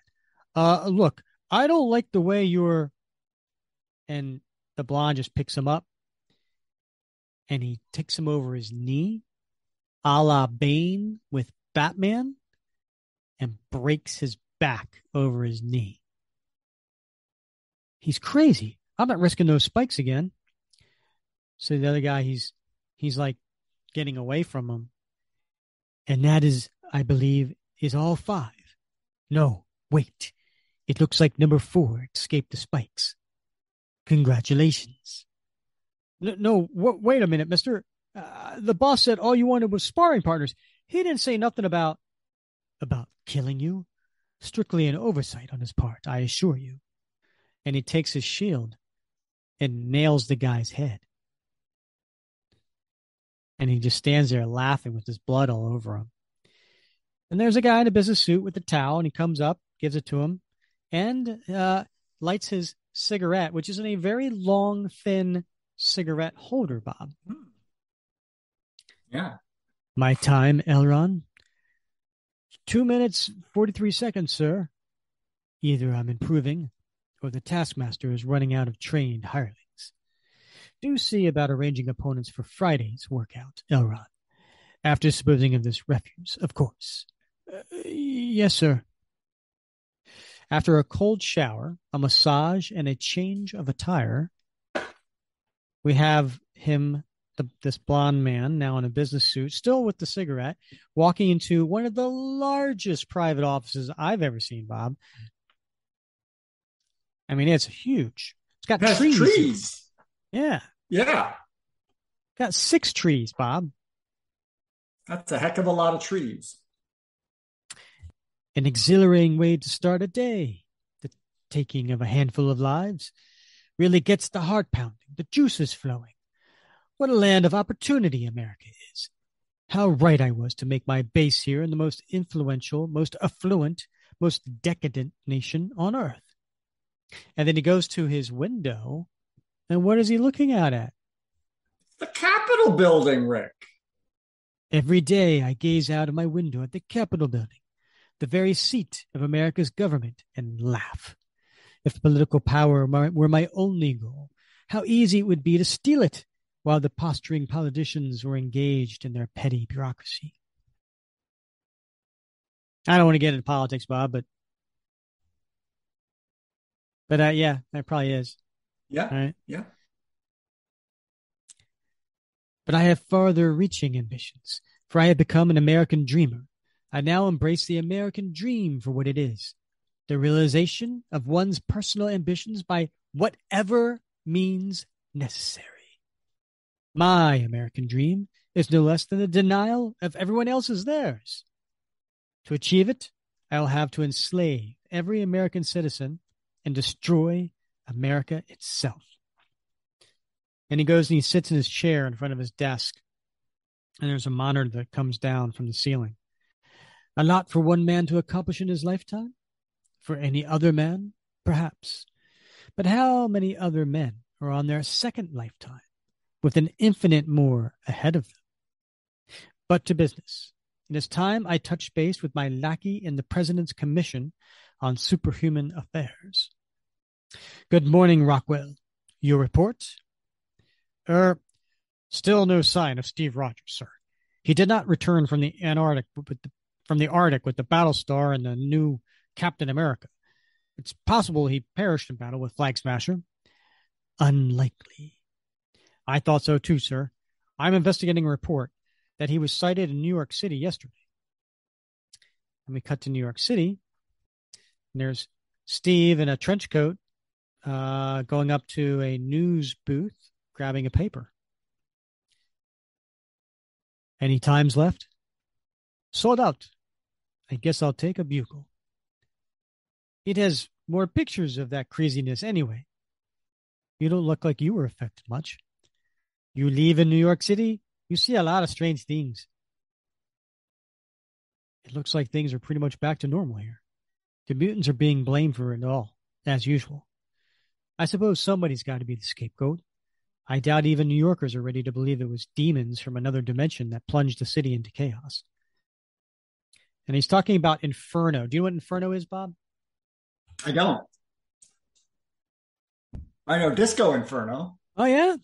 How'd that work out for you? I lived that dream, baby. Mm. Yeah, Inferno was like this mutant story that crossed over into other things, but basically it was like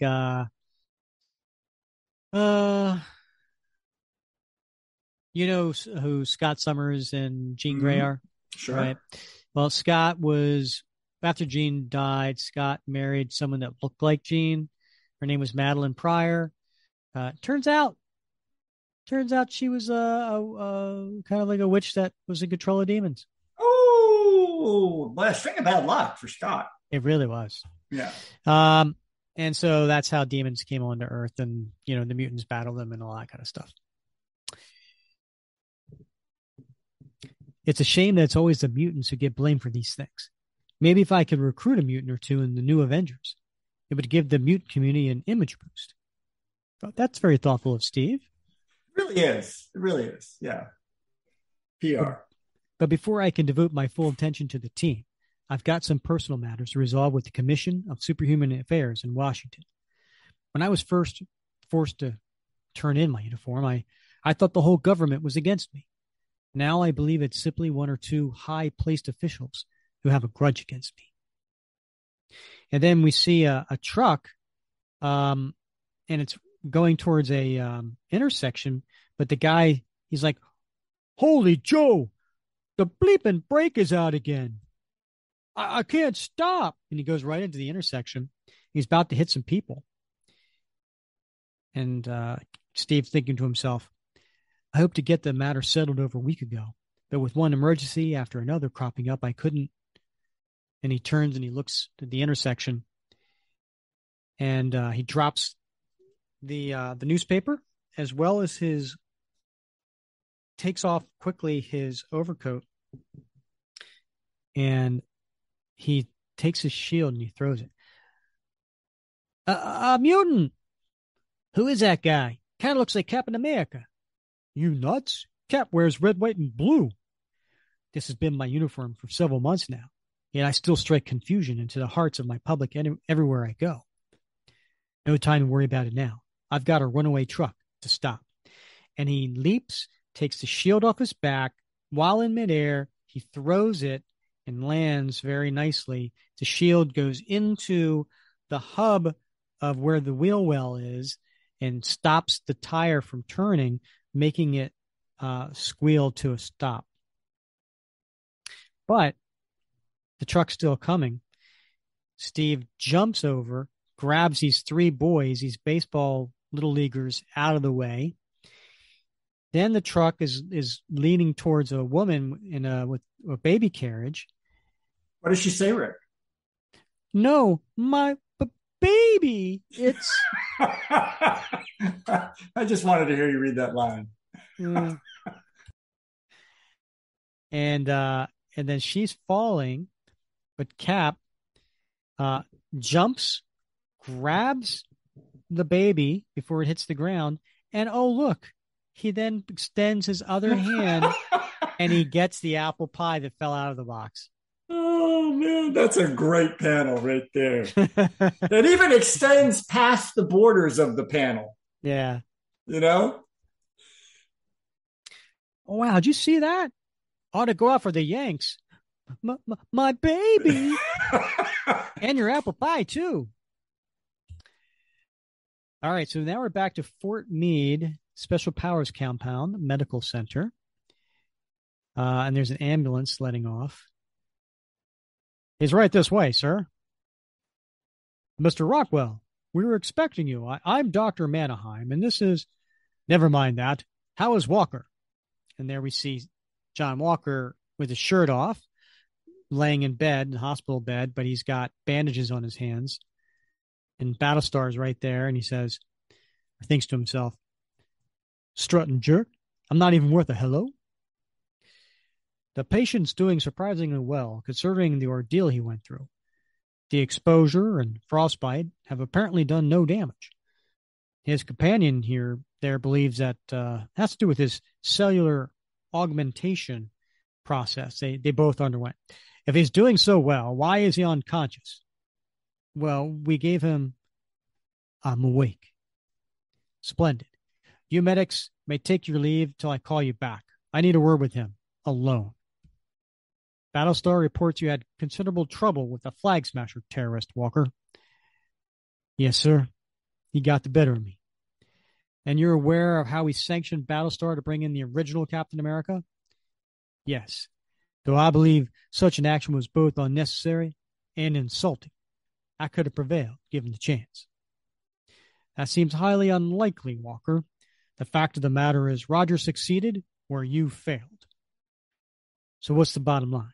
You're taking that uniform from me and giving it back to him? We've not made a decision on that just yet, Walker. One last question, you may go back to sleep. What happened to the shield? It was taken from me, sir. But I'll get it back. It's the last thing I do. I'm sure that will not be necessary. You stay put, Walker. We want to be able to find you when we decided what to do with you. And then Battlestar goes over and Lamar puts his hand on John's shoulder to reassure him. Look, Johnny, they weren't there. They can't understand how it was. I'm telling you, the commission jerks you around up like this, I'm sticking with you. We can walk out on that stupid gig, break out on our own like all the independents do. We'll make them sorry they let us go. Remove your hand, Lamar. If you had to call for help, brought the old Cap in, I could have handled it myself. But we'll talk about this some other time, John. You get some rest. And he smiles and he heads out. Oh, man, there's no hope. If I hadn't gotten help, John would have been dead. I know it. Ever since his folks got east, he's lost his grip on reality. Now, if he thinks I, his only friend, betrayed him, he's got nobody, nothing. What am I supposed to do? And then the phone rings while John's there laying alone. Yes? Mr. Walker, I know where your shield is.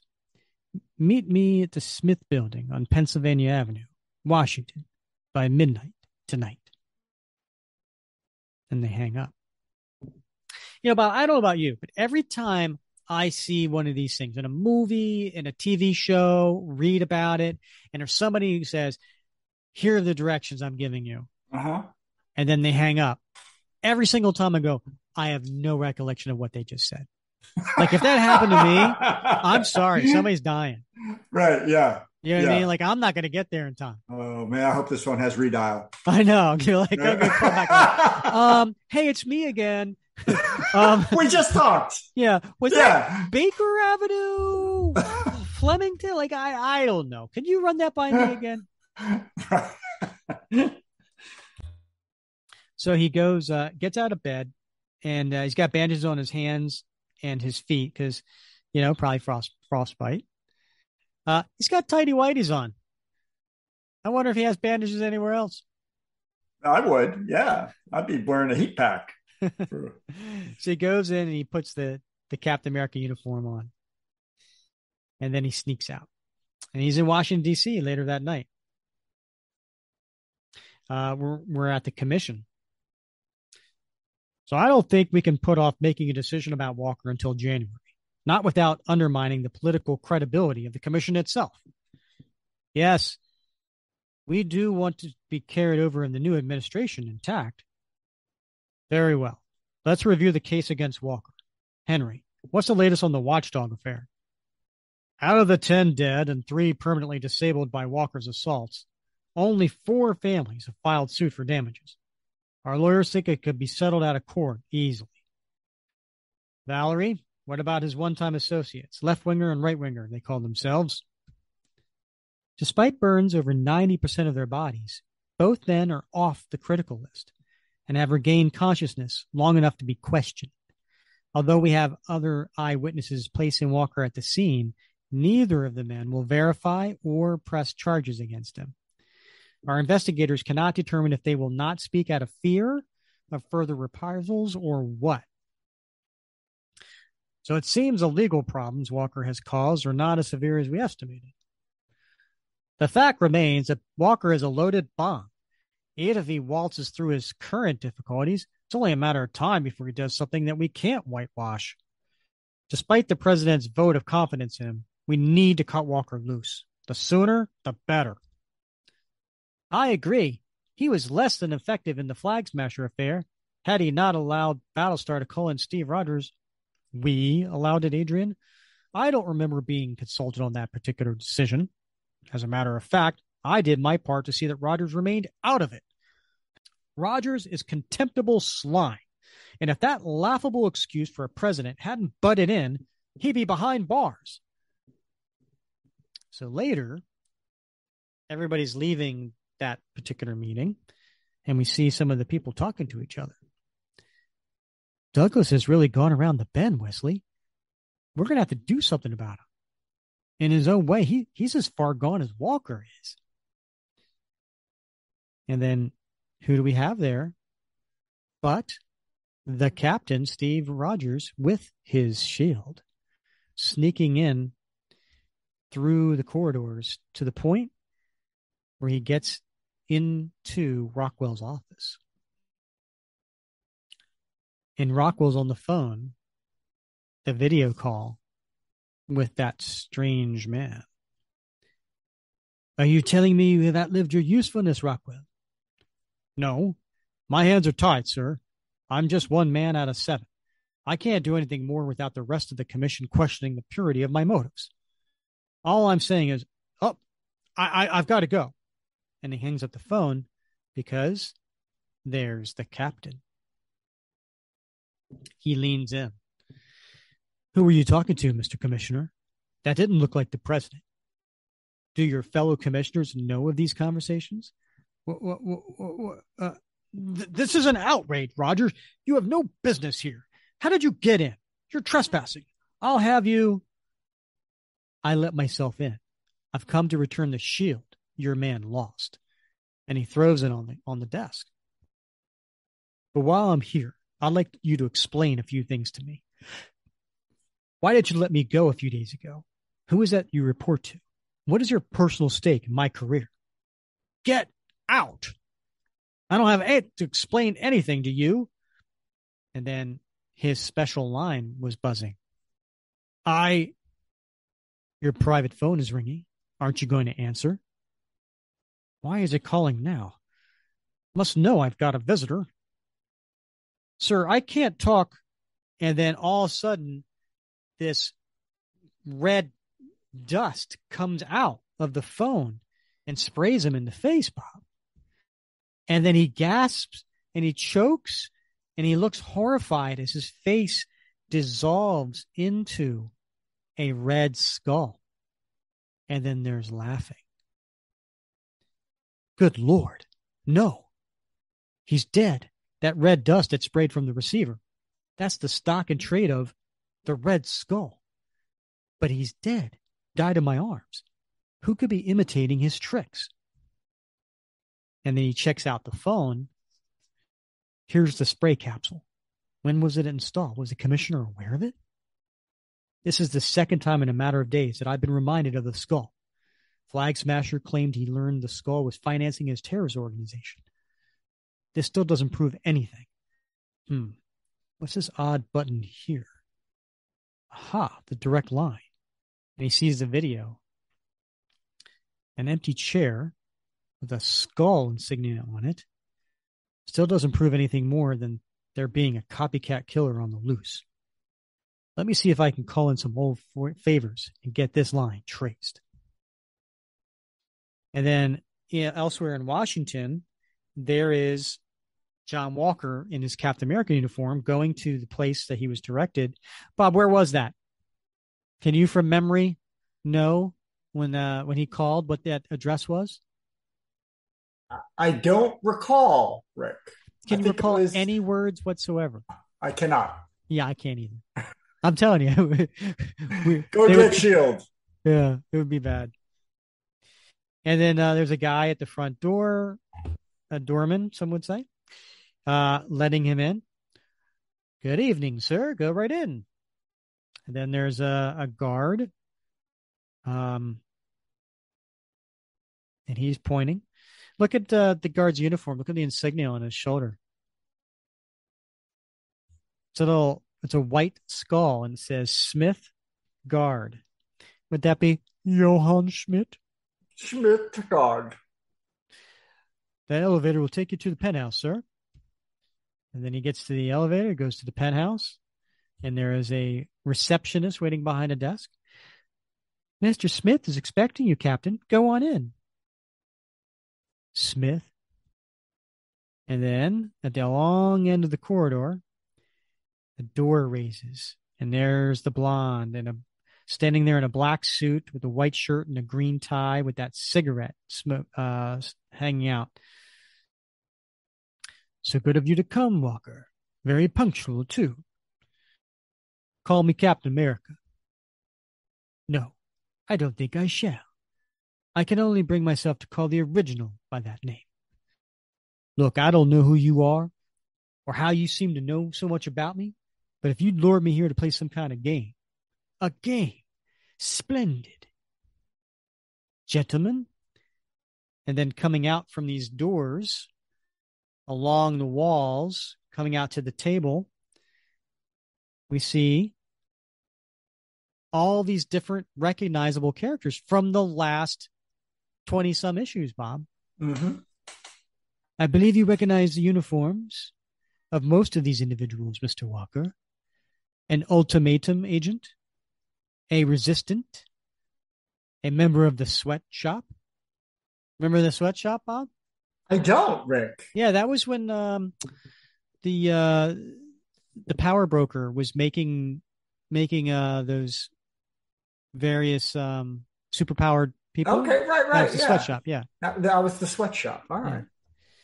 A scourge of I just figured those were the guys making all the uniforms for everybody.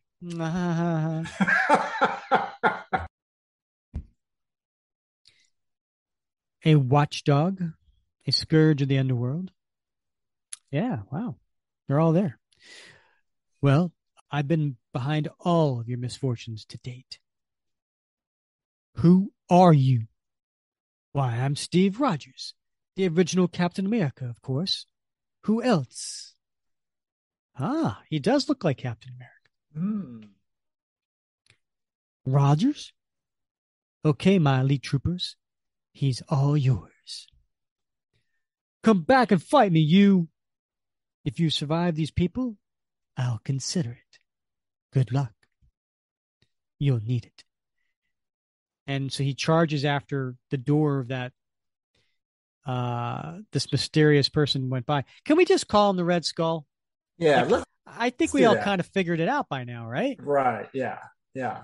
Now, whether he's the original Johann Schmidt or somebody else, we don't know. But he's basically the Red Skull, right? Right. Yeah. Watch where you're shooting, no. Without a shield, he's an easy target.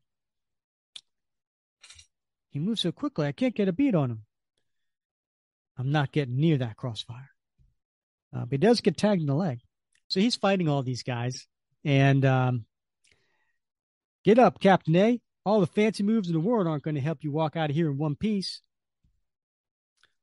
And then the resistant says, hold your fire, sec, you jerks. I'll show the flagman what we think of his jury-rigged shield. You got it, Rust. Give me time to reload. And he melts his chair, but he throws it at the watchdog, and it hits him in the face and burns him. And then one of the sweatshop guys who's really, really strong, he picks up this huge table and he throws it on top of him.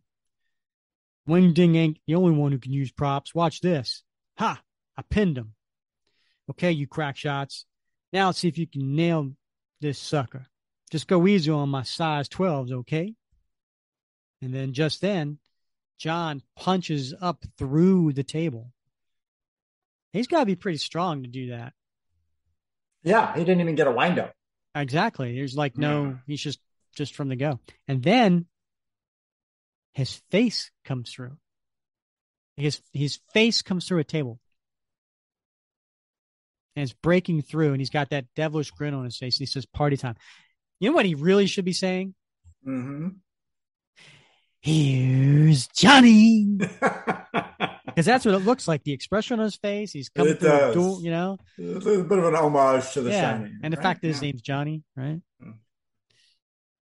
Meanwhile, outside, we have Steve getting in. He's as a captain, and he's sneaking his way in. But as he finally gets inside, he's on one of the levels, all of a sudden the lights come on really bright, and he's nowhere left to hide. Welcome, Captain. I've been expecting you. Please proceed to the room at the end of the corridor. Great. Here I thought I'd enter unnoticed. So much for stealth. I may as well play along at this point. And he opens the door. I'm here.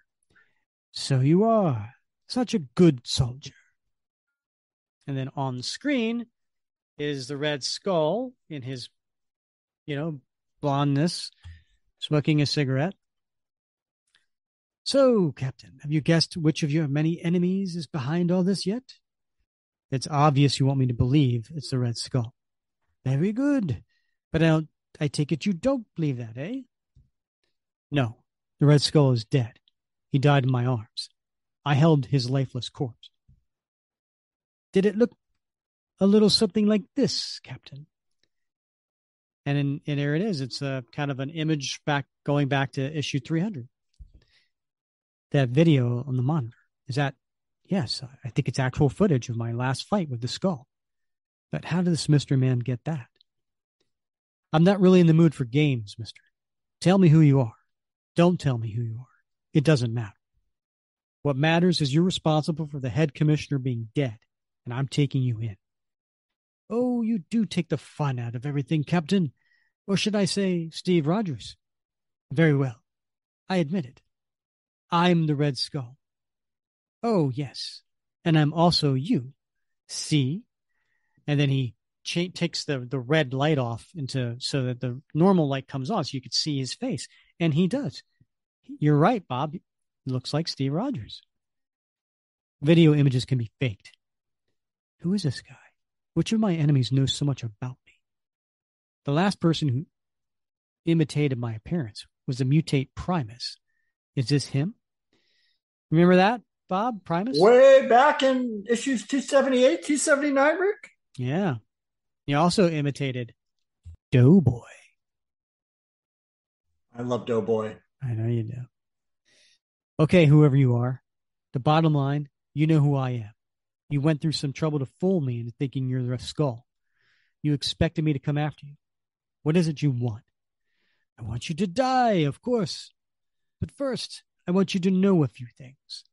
Most important, as I've told you, I am the Red Skull, your greatest enemy brought back to life.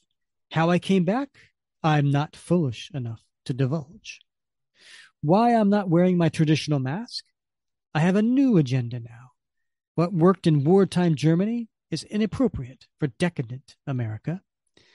Here, the face of a handsome Aryan is a much more versatile mask. The next thing I want you to know is about your replacement. Are you aware that the man's name is John Walker? And that before assuming your role, he called himself the Super Patriot? You met him when we went by that alias, didn't you? You brawled in a parking lot, and he got the better of you. I pulled the full strings, and not only arranged for you to have your finances investigated, but for Walker to take over your old job. He was quite a motivated young man, took his training quite conscientiously. But one of the first times he was sent on a field mission, he proved somewhat more aggressive than you. Do you remember Professor Power? He beat him to death. But that was but a taste of things to come after I ordered my watchdog group to kidnap and murder his parents. Walker really went wild. He slew 9 of the watchdogs, injured others. Then he went after his 2 former friends, now known as left and right wingers. He believed them culpable in his parents' death. He killed them too, reportedly. The point of all this, you may be asking? Why the devaluation of the image of Captain America? Of course, when all of Walker's activities become known, and I'll see to it they are, it'll not only tarnish the concept of Captain America, but it'll give the administration something of a black eye for letting such a man loose, eh? In short, I have orchestrated both your personal downfall and that of your alter ego. Exceptional work for an enemy you thought dead all this time, eh? I've heard enough. And then he leaves. Is what he told me true? I still can't believe he's the Skull. He just doesn't act like him. But the part about Super Patriot being the new Cap, that's entirely possible. If I were to just talk to my replacement, I could tell in a moment if it were indeed him. What about all those atrocities he allegedly committed? And he keeps walking through different rooms trying to find John. I'm not leaving this building until I get some real answers, even if I have to search every single nook and cranny. Huh? My uniform. Super Patriot. All those bodies. And there's John on his hands and knees, huffing and puffing over a bunch of apparently dead bodies. Steve Rogers. So you decide to come out and hide and face me like a man. So we cut back to the commission building, and they're pulling away Rockwell's body on a gurney. Good Lord. Can that really be Douglas? His face. I think I'm going to... Easy, Ray. Easy. Just be glad you weren't the one who found it. Who could have done such a horrible thing? The rapid mummification of his victims' faces is the trademark of the Red Skull, Captain America's old enemy. Wasn't he reported dead? Yes, there was a brief from the Avengers a while back. In any event, someone has adopted his stock in trade and used it on poor Douglas. But why him? The head of an agency keeping tabs on all persons with superhuman capacities and in their entire country is bound to make a few enemies. We can only hope that there are no further such incidents. When the police conclude their investigation, I'm going through every file, every drawer, every scrap of paper in Douglas's office. Somehow, I have a feeling Douglas knew his killer, let him in his office. So then we cut back to the Smith building, and Walker is coming at Steve, leaping towards him. Okay, Rogers, if you thought that your lackeys would wear me down enough so you could come along and finish me off, guess again. That voice, it's Super Patriots. Then he is the one who replaced me. But what's he doing here? And why does he think I had anything to do with those men he apparently killed? And he smacks him with his shield. Hold on a second, mister. I think you're laboring under a misconception.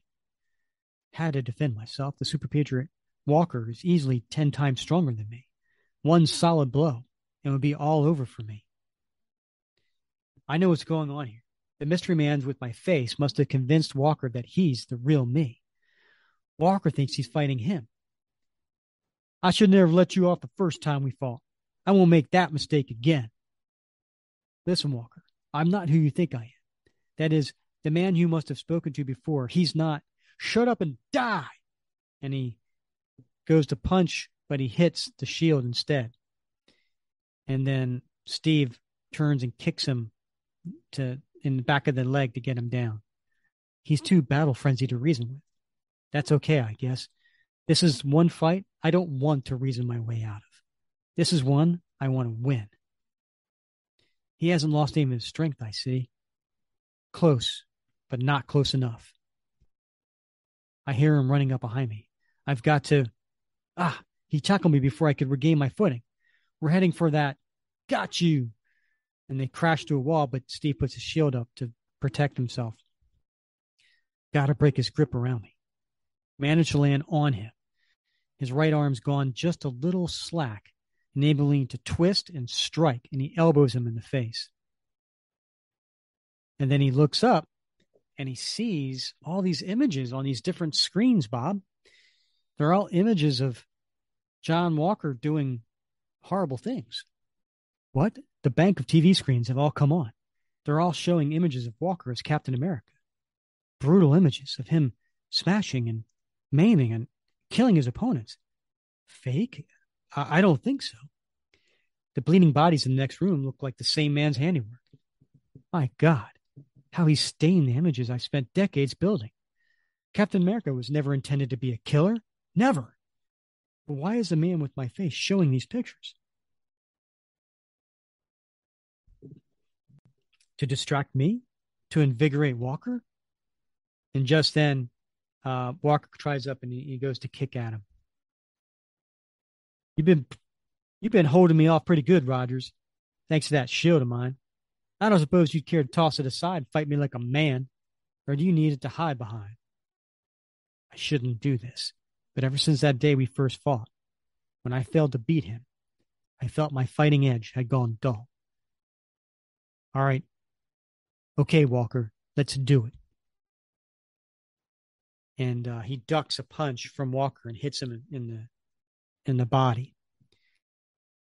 I've had to fight the good fight without them. I've had to swallow my pain. And then this travesty with the commission, a worse body blow. I've allowed myself to be stripped of my rightful title and uniform, allowed it like a good soldier. I've had to fight the good fight without them. I've had to swallow my pain and anger and recreate myself as the captain. I see now that was the way to harden myself, to use adversity to help me regain my fighting edge. Here's where I can see it all paid off. Here's where I can put my all on the line and see if I still have what it takes to be called Captain America. Pretty good, Rogers, pretty good. But now it's my turn. And he has that maniacal look on his face again. And he comes at him and double punches him in the face. And then as he's landing, Steve kicks him in the gut. And they're going back and forth as the fighting on the images screens behind him as well. And then here's another nice panel.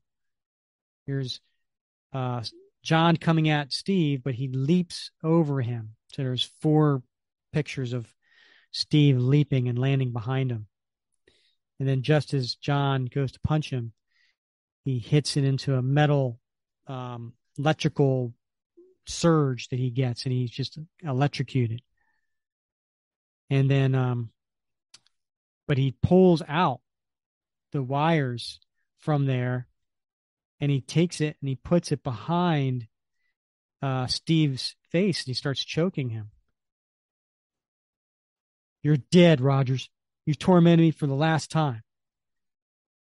And Steve's on his knees, leaning forward. Got to aim this just right. Put all my strength behind it. And then he takes his 2 fists and he punches John in each ear as hard as he can. And he screams.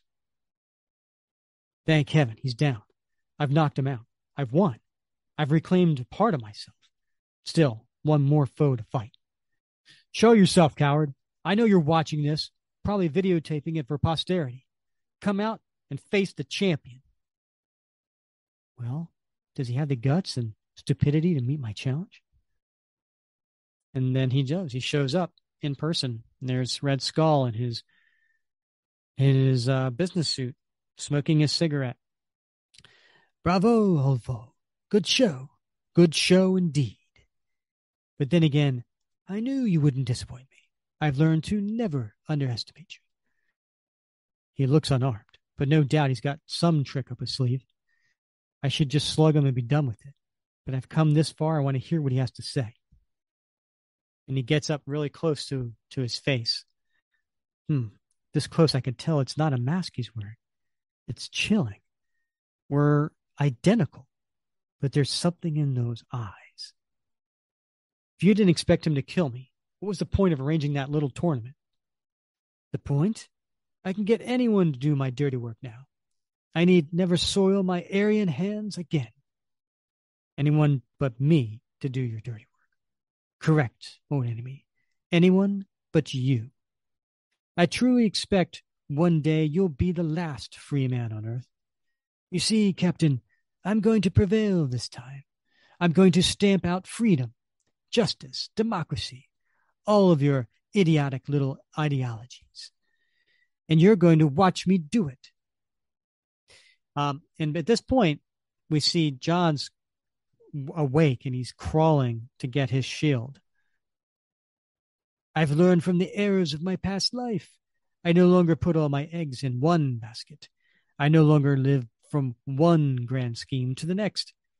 It's taken vast preparation, but now I have countless schemes going at once all over the world, all designed to bring me closer to my ultimate goal. Furthermore, you're never going to be able to prove that I'm behind anything, though you'll know it to be true. I'm no longer an easily identifiable foreign agitator. I am now a disarmingly handsome American businessman, turning the wondrous free enterprise system against itself. I want you to know I am here. I want you to know what I am up to. I do so like torturing you, don't you see? One last thing before I take my leave. I want you to know that I will tire of torturing you someday and decide to kill you. It could be now, next week, or 20 years from now. I can't tell. But rest assured, one day you will die by my hands. Why is he not inhaling the dust of death in his cigarette? And at that point, Walker throws the shield into the knees of Red Skull, which makes him the dust of death kind of go out from his cigarette, and the cloud, Cap gets out of the way, but it's still around the Red Skull's face, which is making his face go into that, dissolve into an actual Red Skull, not a mask. Good Lord. The impact of the shield must have caused him to bite down on the dust activator, giving him a faceful, but he didn't die from it. And John says, which one of you, Rogers? Can't let him get away. And he tosses the shield to stop the door from closing behind the Red Skull. He can't have gotten far. I guess he can. This place is like a maze. No telling where he is right now. This is pointless. I better see to Walker. And he goes back and he hands his shield to John, who's standing. I think I owe you one, Walker. I tumbled to the fact that his cigarette holder was his weapon, but possibly not in time to save myself from a face full of red dust. How do you know it was him I was aiming for, Rogers? Well, at least now you'll be able to tell our faces apart. Was he the Red Skull? I'm almost beginning to think so. Now then, will you come with me to see the commission? I want to know which one of us get the shield. So an hour later, they're in front of the commission, the two of them standing there. I don't know if a search warrant will help, Madam Commissioner. He may be too cagey to leave anything incriminating lying around. Still, I'd have my people keep the Smith building under surveillance if I were you. We went through the former head commissioner's office and found a number of suspicious items, including that private video phone you mentioned. We cannot link his activities to anyone in particular just yet, but we do have certain reasons to believe that he overstepped his authority in certain matters, such as your case. While it's true that the government owns the name, the uniform, and the shield of Captain America, the majority of us decided it is you, Steve Rogers, who made that name, uniform, and shield mean something. In light of your continued service to the American people, Mr. Rogers, we would like to extend you the honor you are due, and perhaps make up for any inconvenience this commission may have caused you. Mr. Walker, it is the will of the commission that you step down as Captain America and return the shield and uniform to Mr. Rogers. With all due respect, Madam Commissioner, I appreciate what you've just told me, but I do not want them back. I have learned these past months that I could serve my ideals, the ideals of this great country, even without that uniform. I've learned that it's the man that counts, not the clothing. And he turns to leave and he says, I'll be in touch. Leaving the commission and John Walker dumbfounded. As he's walking down the hall outside, John follows him. Rogers, wait a minute. Who's kidding who? You may not have come up with the name or stitched the uniform together, but you created the role of Captain America. His code of conduct, his reputation, his legend. I've had up to here with the people who expect me to be exactly like you. I'm not. I'll never be. I have my own way of serving this nation that I love, and it's not the way of Captain America. They're taking this uniform away from me anyway. I have no idea what they'll do with me after that. Come on, take the darn thing back. To prevent them from getting yet another poor slob to try to do the same job that you do so easily. The commission didn't put you up to this, did they, Mr. Walker? The commission isn't very good at putting anyone up to anything. Point taken. And then here we are, Bob, the last page of the story. It all ends here. And it's a gigantic splash of Steve Rogers back in the Captain America uniform with a big smile on his face. And it reads, and sometime later, in his private quarters on Avengers Island, Steve Rogers strips off the black uniform that had been a gift from a now departed friend, and slowly, almost reverently, puts on the colors that represent the country he loves as much as life itself. When he is done, he walks to a full-length mirror, and he lifts his gaze to greet the image that peers back at him. Captain America, Sentinel of Liberty, Star-Spangled Avenger, living legend. He's been called all this and more. A huge smile spreads across his face. Tomorrow, he'll be called them again. He's back. He did it his way, and it feels right. And then there's a little encryption here. It says, dedicated to Joe Simon and Jack Kirby, creators of America's greatest superhero. Ooh, The Well, end, Bob. dog. The end. It's been a long road. It really has. And yet we're here at the destination. So, Bob, when you first read this story, do you recall any of your initial reaction to, wow, the Red Skull was behind everything the entire time. Now the Red Skull's back. He's alive. We saw him die. He looks like Steve Rogers. So there's that whole element, right? Mm-hmm. And then there's the, Steve feeling like he's earned the right to be back as Captain America. A little bit of that switcheroo at the end where he's like, yeah, that's all right. I don't want it. I don't need it. Mm-hmm. But ultimately, he was happy to take it back. Any memory of those initial reactions? I do remember at the time thinking like, oh my God. I mean, I was surprised that they brought Red Skull back. What I thought was relatively quickly, right? I mean, he had just been kind of killed off, right? But I do remember at the time thinking that I liked the whole conspiracy aspect of the story, right? And the fact that it was so long drawn out and everything was tied together and sort of put together as a Red Skull conspiracy. Sometimes those sorts of conspiracies, they might sort of come together and, a couple story arcs maybe, and then they're tied up in a nice bow.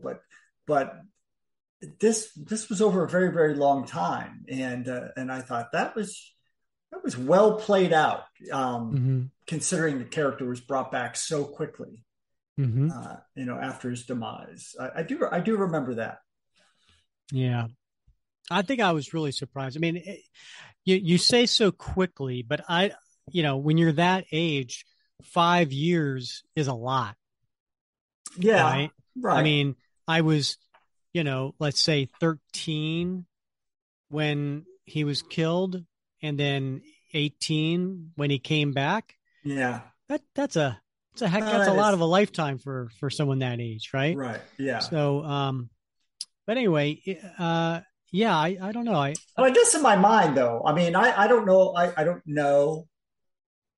I don't know what Gruenwald, like when this germ in his mind started. Like when he said to himself, all right, this is where this story is going. This is where I'm going to take it. Mm-hmm. Not with issue 350, apparently, obviously when the Red Skull shows up, or even a few issues back, but like how far back did he go? Okay, this is where this journey is taking us. Yeah, that's a good point. I don't know. Sometimes like, when we talked to Mark Waid would have said, oh, I came up with that issue. Right. Exactly. Right. Yeah. He doesn't plan those out. I tend to think based on what we know of Mark, from what we've read and talked to people who knew him, and like, it seemed to me like he was the kind of person who meticulously like planned these types of things out. Yeah. That would be my guess. Right. But I don't know. Yeah. I don't know. What do you think of the story of John Walker?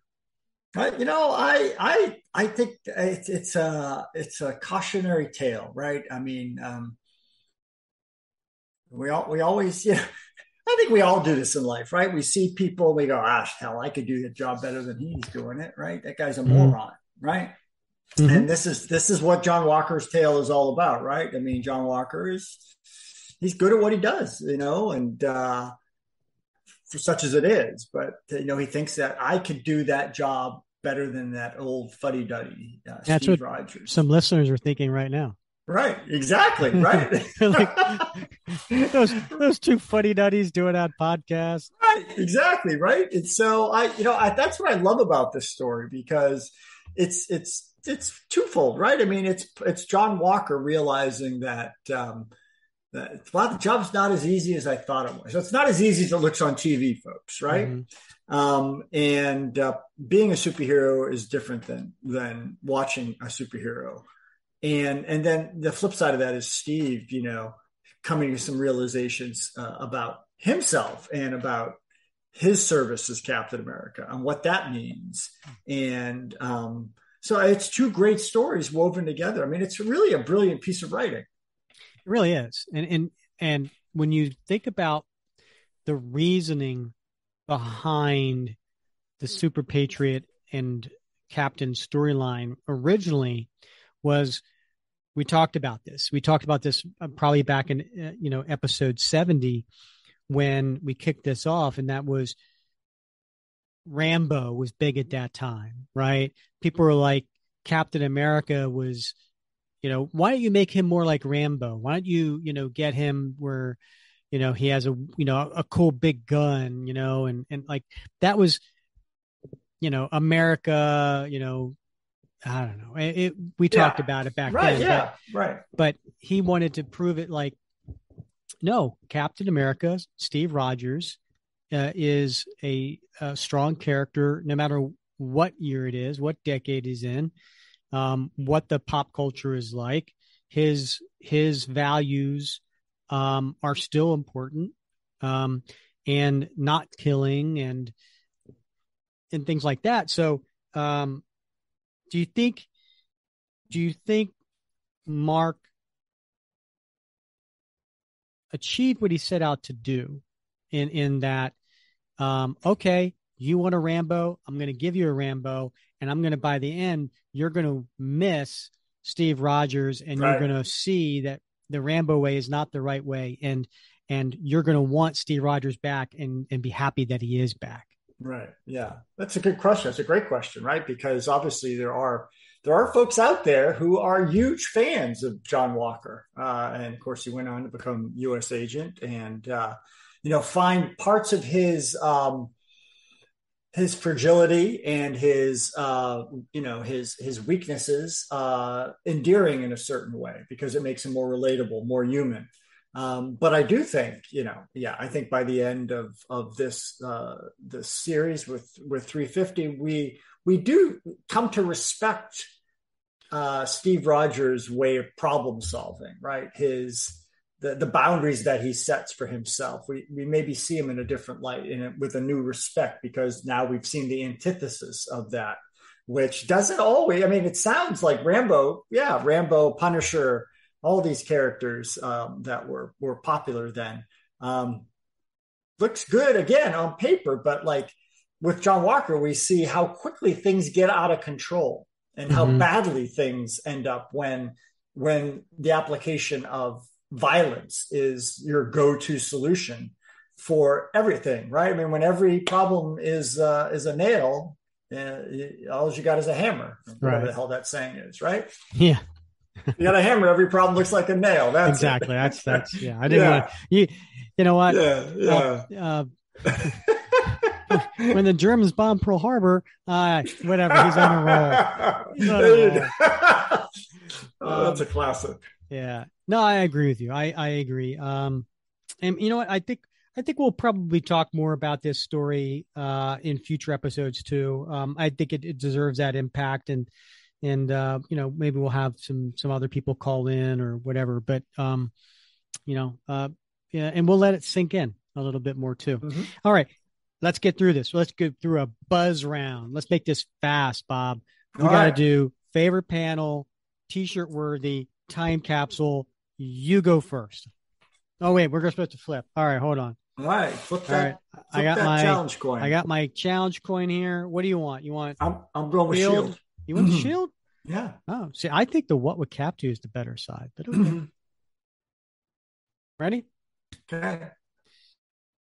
I go first. What would Cap do? All right. What would Cap do? All right. So for favorite panel, all right, Bob, you know me. I'm a sucker for when they show Cap jumping around a bunch of times in the same panel, like it's like half faded and then the last one's fully colored. Mm-hmm. I love that. And so there's a scene in 350 where he is jumping around and he throws the shield to stop the out of control truck. Right. I almost picked that one, Bob. I almost picked that one. Almost. But the next page, the one where he is laying down, he's holding the kid, and he's got his hand stretched out and has the apple pie. Yeah, like you said, he was coming off off the screen. That's my favorite panel. I love that panel. I was going with that panel.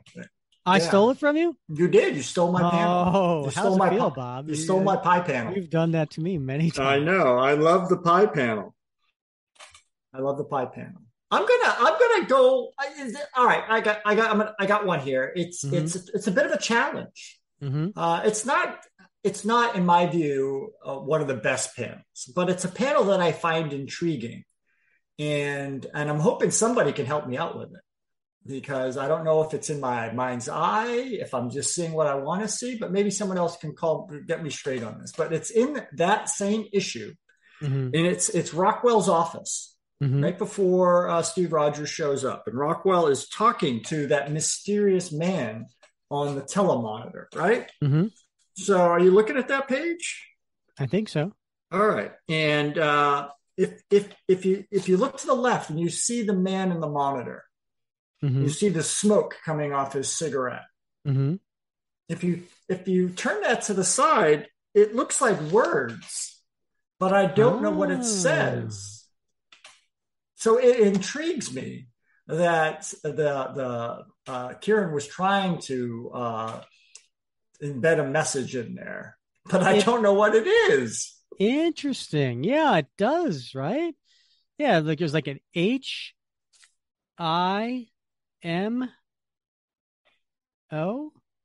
I don't know if it looks to me like there's a G with an O and some T's and an E. I don't know what that word says. I don't know if it's German or if, I don't know, but I find it intriguing enough that I'm going to have to ask the listeners maybe to take a look at it. Maybe they'll have some ideas.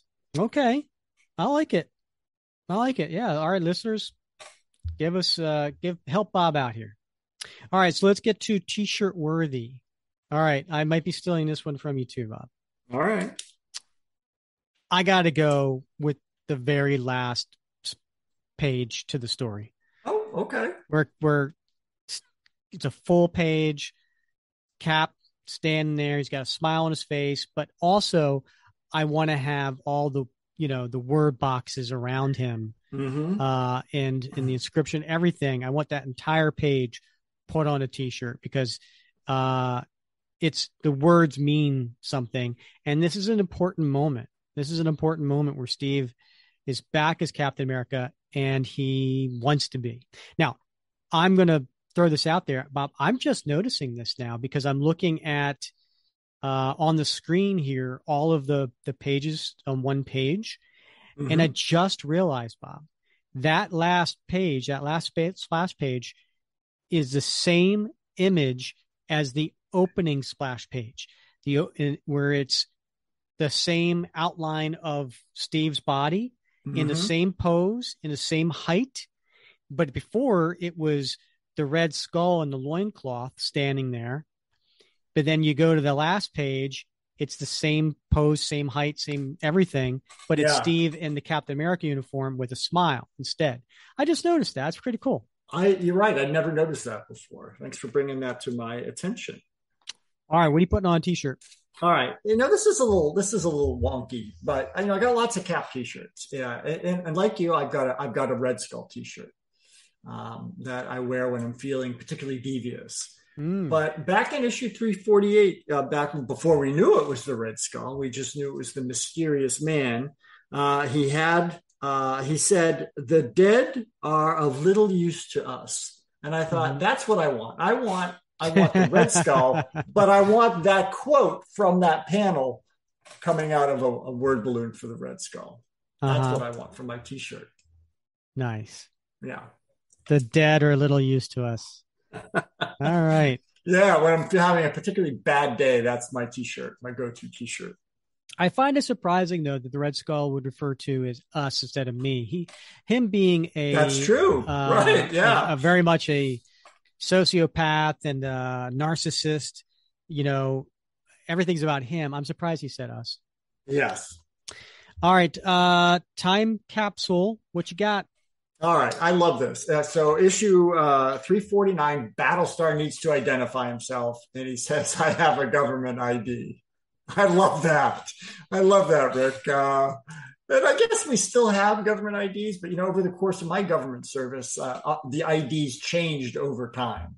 And so at first, when I first came in, it was sort of like a paper card that was laminated, right? And then by the time I got out, it was like a hard plastic card with embedded microchips and all kinds of biometric stuff, right? And now I'm pretty sure they're continuing to move on to digital identification, right, and other forms of biometrics. And so I think the idea of, and this, of course, the Avengers ID card that Steve always carries around, and Battlestar, I think that is a thing that is going away very, very slowly. And so I'm putting that in my time capsule, this idea that you've got an ID card in your wallet, your government ID card to identify yourself as Battlestar. Because that can't be faked. Yeah, I know. That's the first thing I was thinking. Right? Yeah. All right. Oh, okay. You have an ID? Yeah. Okay. Go through. Yeah. Yeah. All right. So time capsule for me. I know this is a cop out. I've done this before. Probably the last time we covered in episode 96, maybe it was 92. But anyway, the page in issue 348.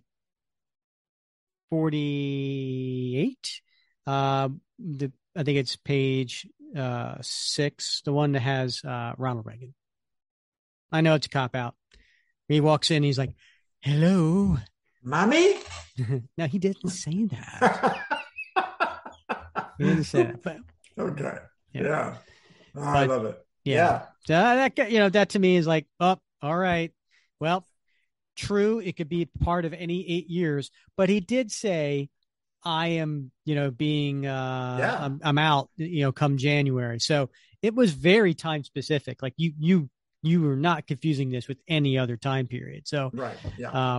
So that goes in my time capsule. Yeah.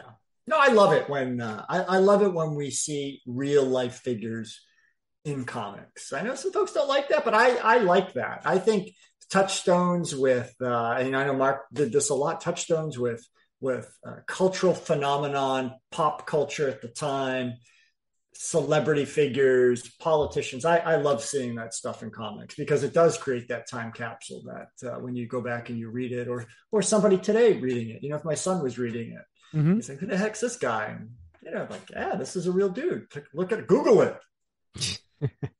Learn yourself something. Oh my, how the mighty have fallen when we refer to the president as a dude. Show some respect, Bob. Come on. Right. All right. Well, that was a lot of fun. Let's talk about next episode real quick. I know that I mentioned it's going to tie in with the MCU. So here we're doing, Bob. You ready for this? All right. Can you squeak a little more? Not on command, only when it's annoying. All right.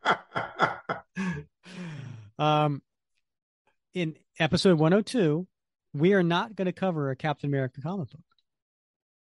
We're going to cover a She-Hulk comic. I know. It's from 2014, and it's issues 8, 9, and 10. Mm-hmm. And why are we going to cover She-Hulk? Well, you're like, well, of course, because the MCU. Yeah, but you know what? I read this issue a few weeks ago. Loved it, Bob. Loved it. So what was going on in 2014 in Cap's world? Well, guess what? He was old and depowered. He was not Captain America. It was Sam Wilson at that time. Yeah. He was just like, old Steve. And he still kind of worked with S.H.I.E.L.D., still kind of helped out with the Avengers. And he's just Steve Rogers. Now, Steve Rogers, as everyone knows, my favorite fictional character, right? So not only do we get to see Steve Rogers, but this is a story about something that happened prior to him getting the super soldier serum. Prior to becoming Captain America, it goes back to his youth, just before, very close time. And something happens where he is now being sued all these decades later, and he goes to Jennifer Walters, aka She-Hulk, to defend him. And so we get to see the investigation. We get to see the courtroom drama. But we get to learn more about Steve's background as Steve Rogers. And we get to see him today still be a man that we admire. I love this story, and I can't wait to share it with the listeners. Yeah, I read it right after you told me we were going to do this, and I 100% agree with all your sentiments. And I think it's the first story we've done with Old Man Steve, right? I think so. Yeah, I do. Yeah, in that time frame. So yeah, I mean, it is episode 102. I mean, he's 102 or something like that. So there's how appropriate. See how it all comes full circle once again. You're Bob. amazing. You're amazing. It really does. All right, Bob. It has been a long episode. It's been a long journey. Thanks for being my partner in this. It's been a lot of fun wrapping cap with you. All right, let's do it again. I can't wait for She-Hulk, Attorney at Law. Excellent. Well, he's Bob Lucius. I'm Rick Verbanis, and you have been listening to another episode of the Captain America Comic Book Fans Podcast.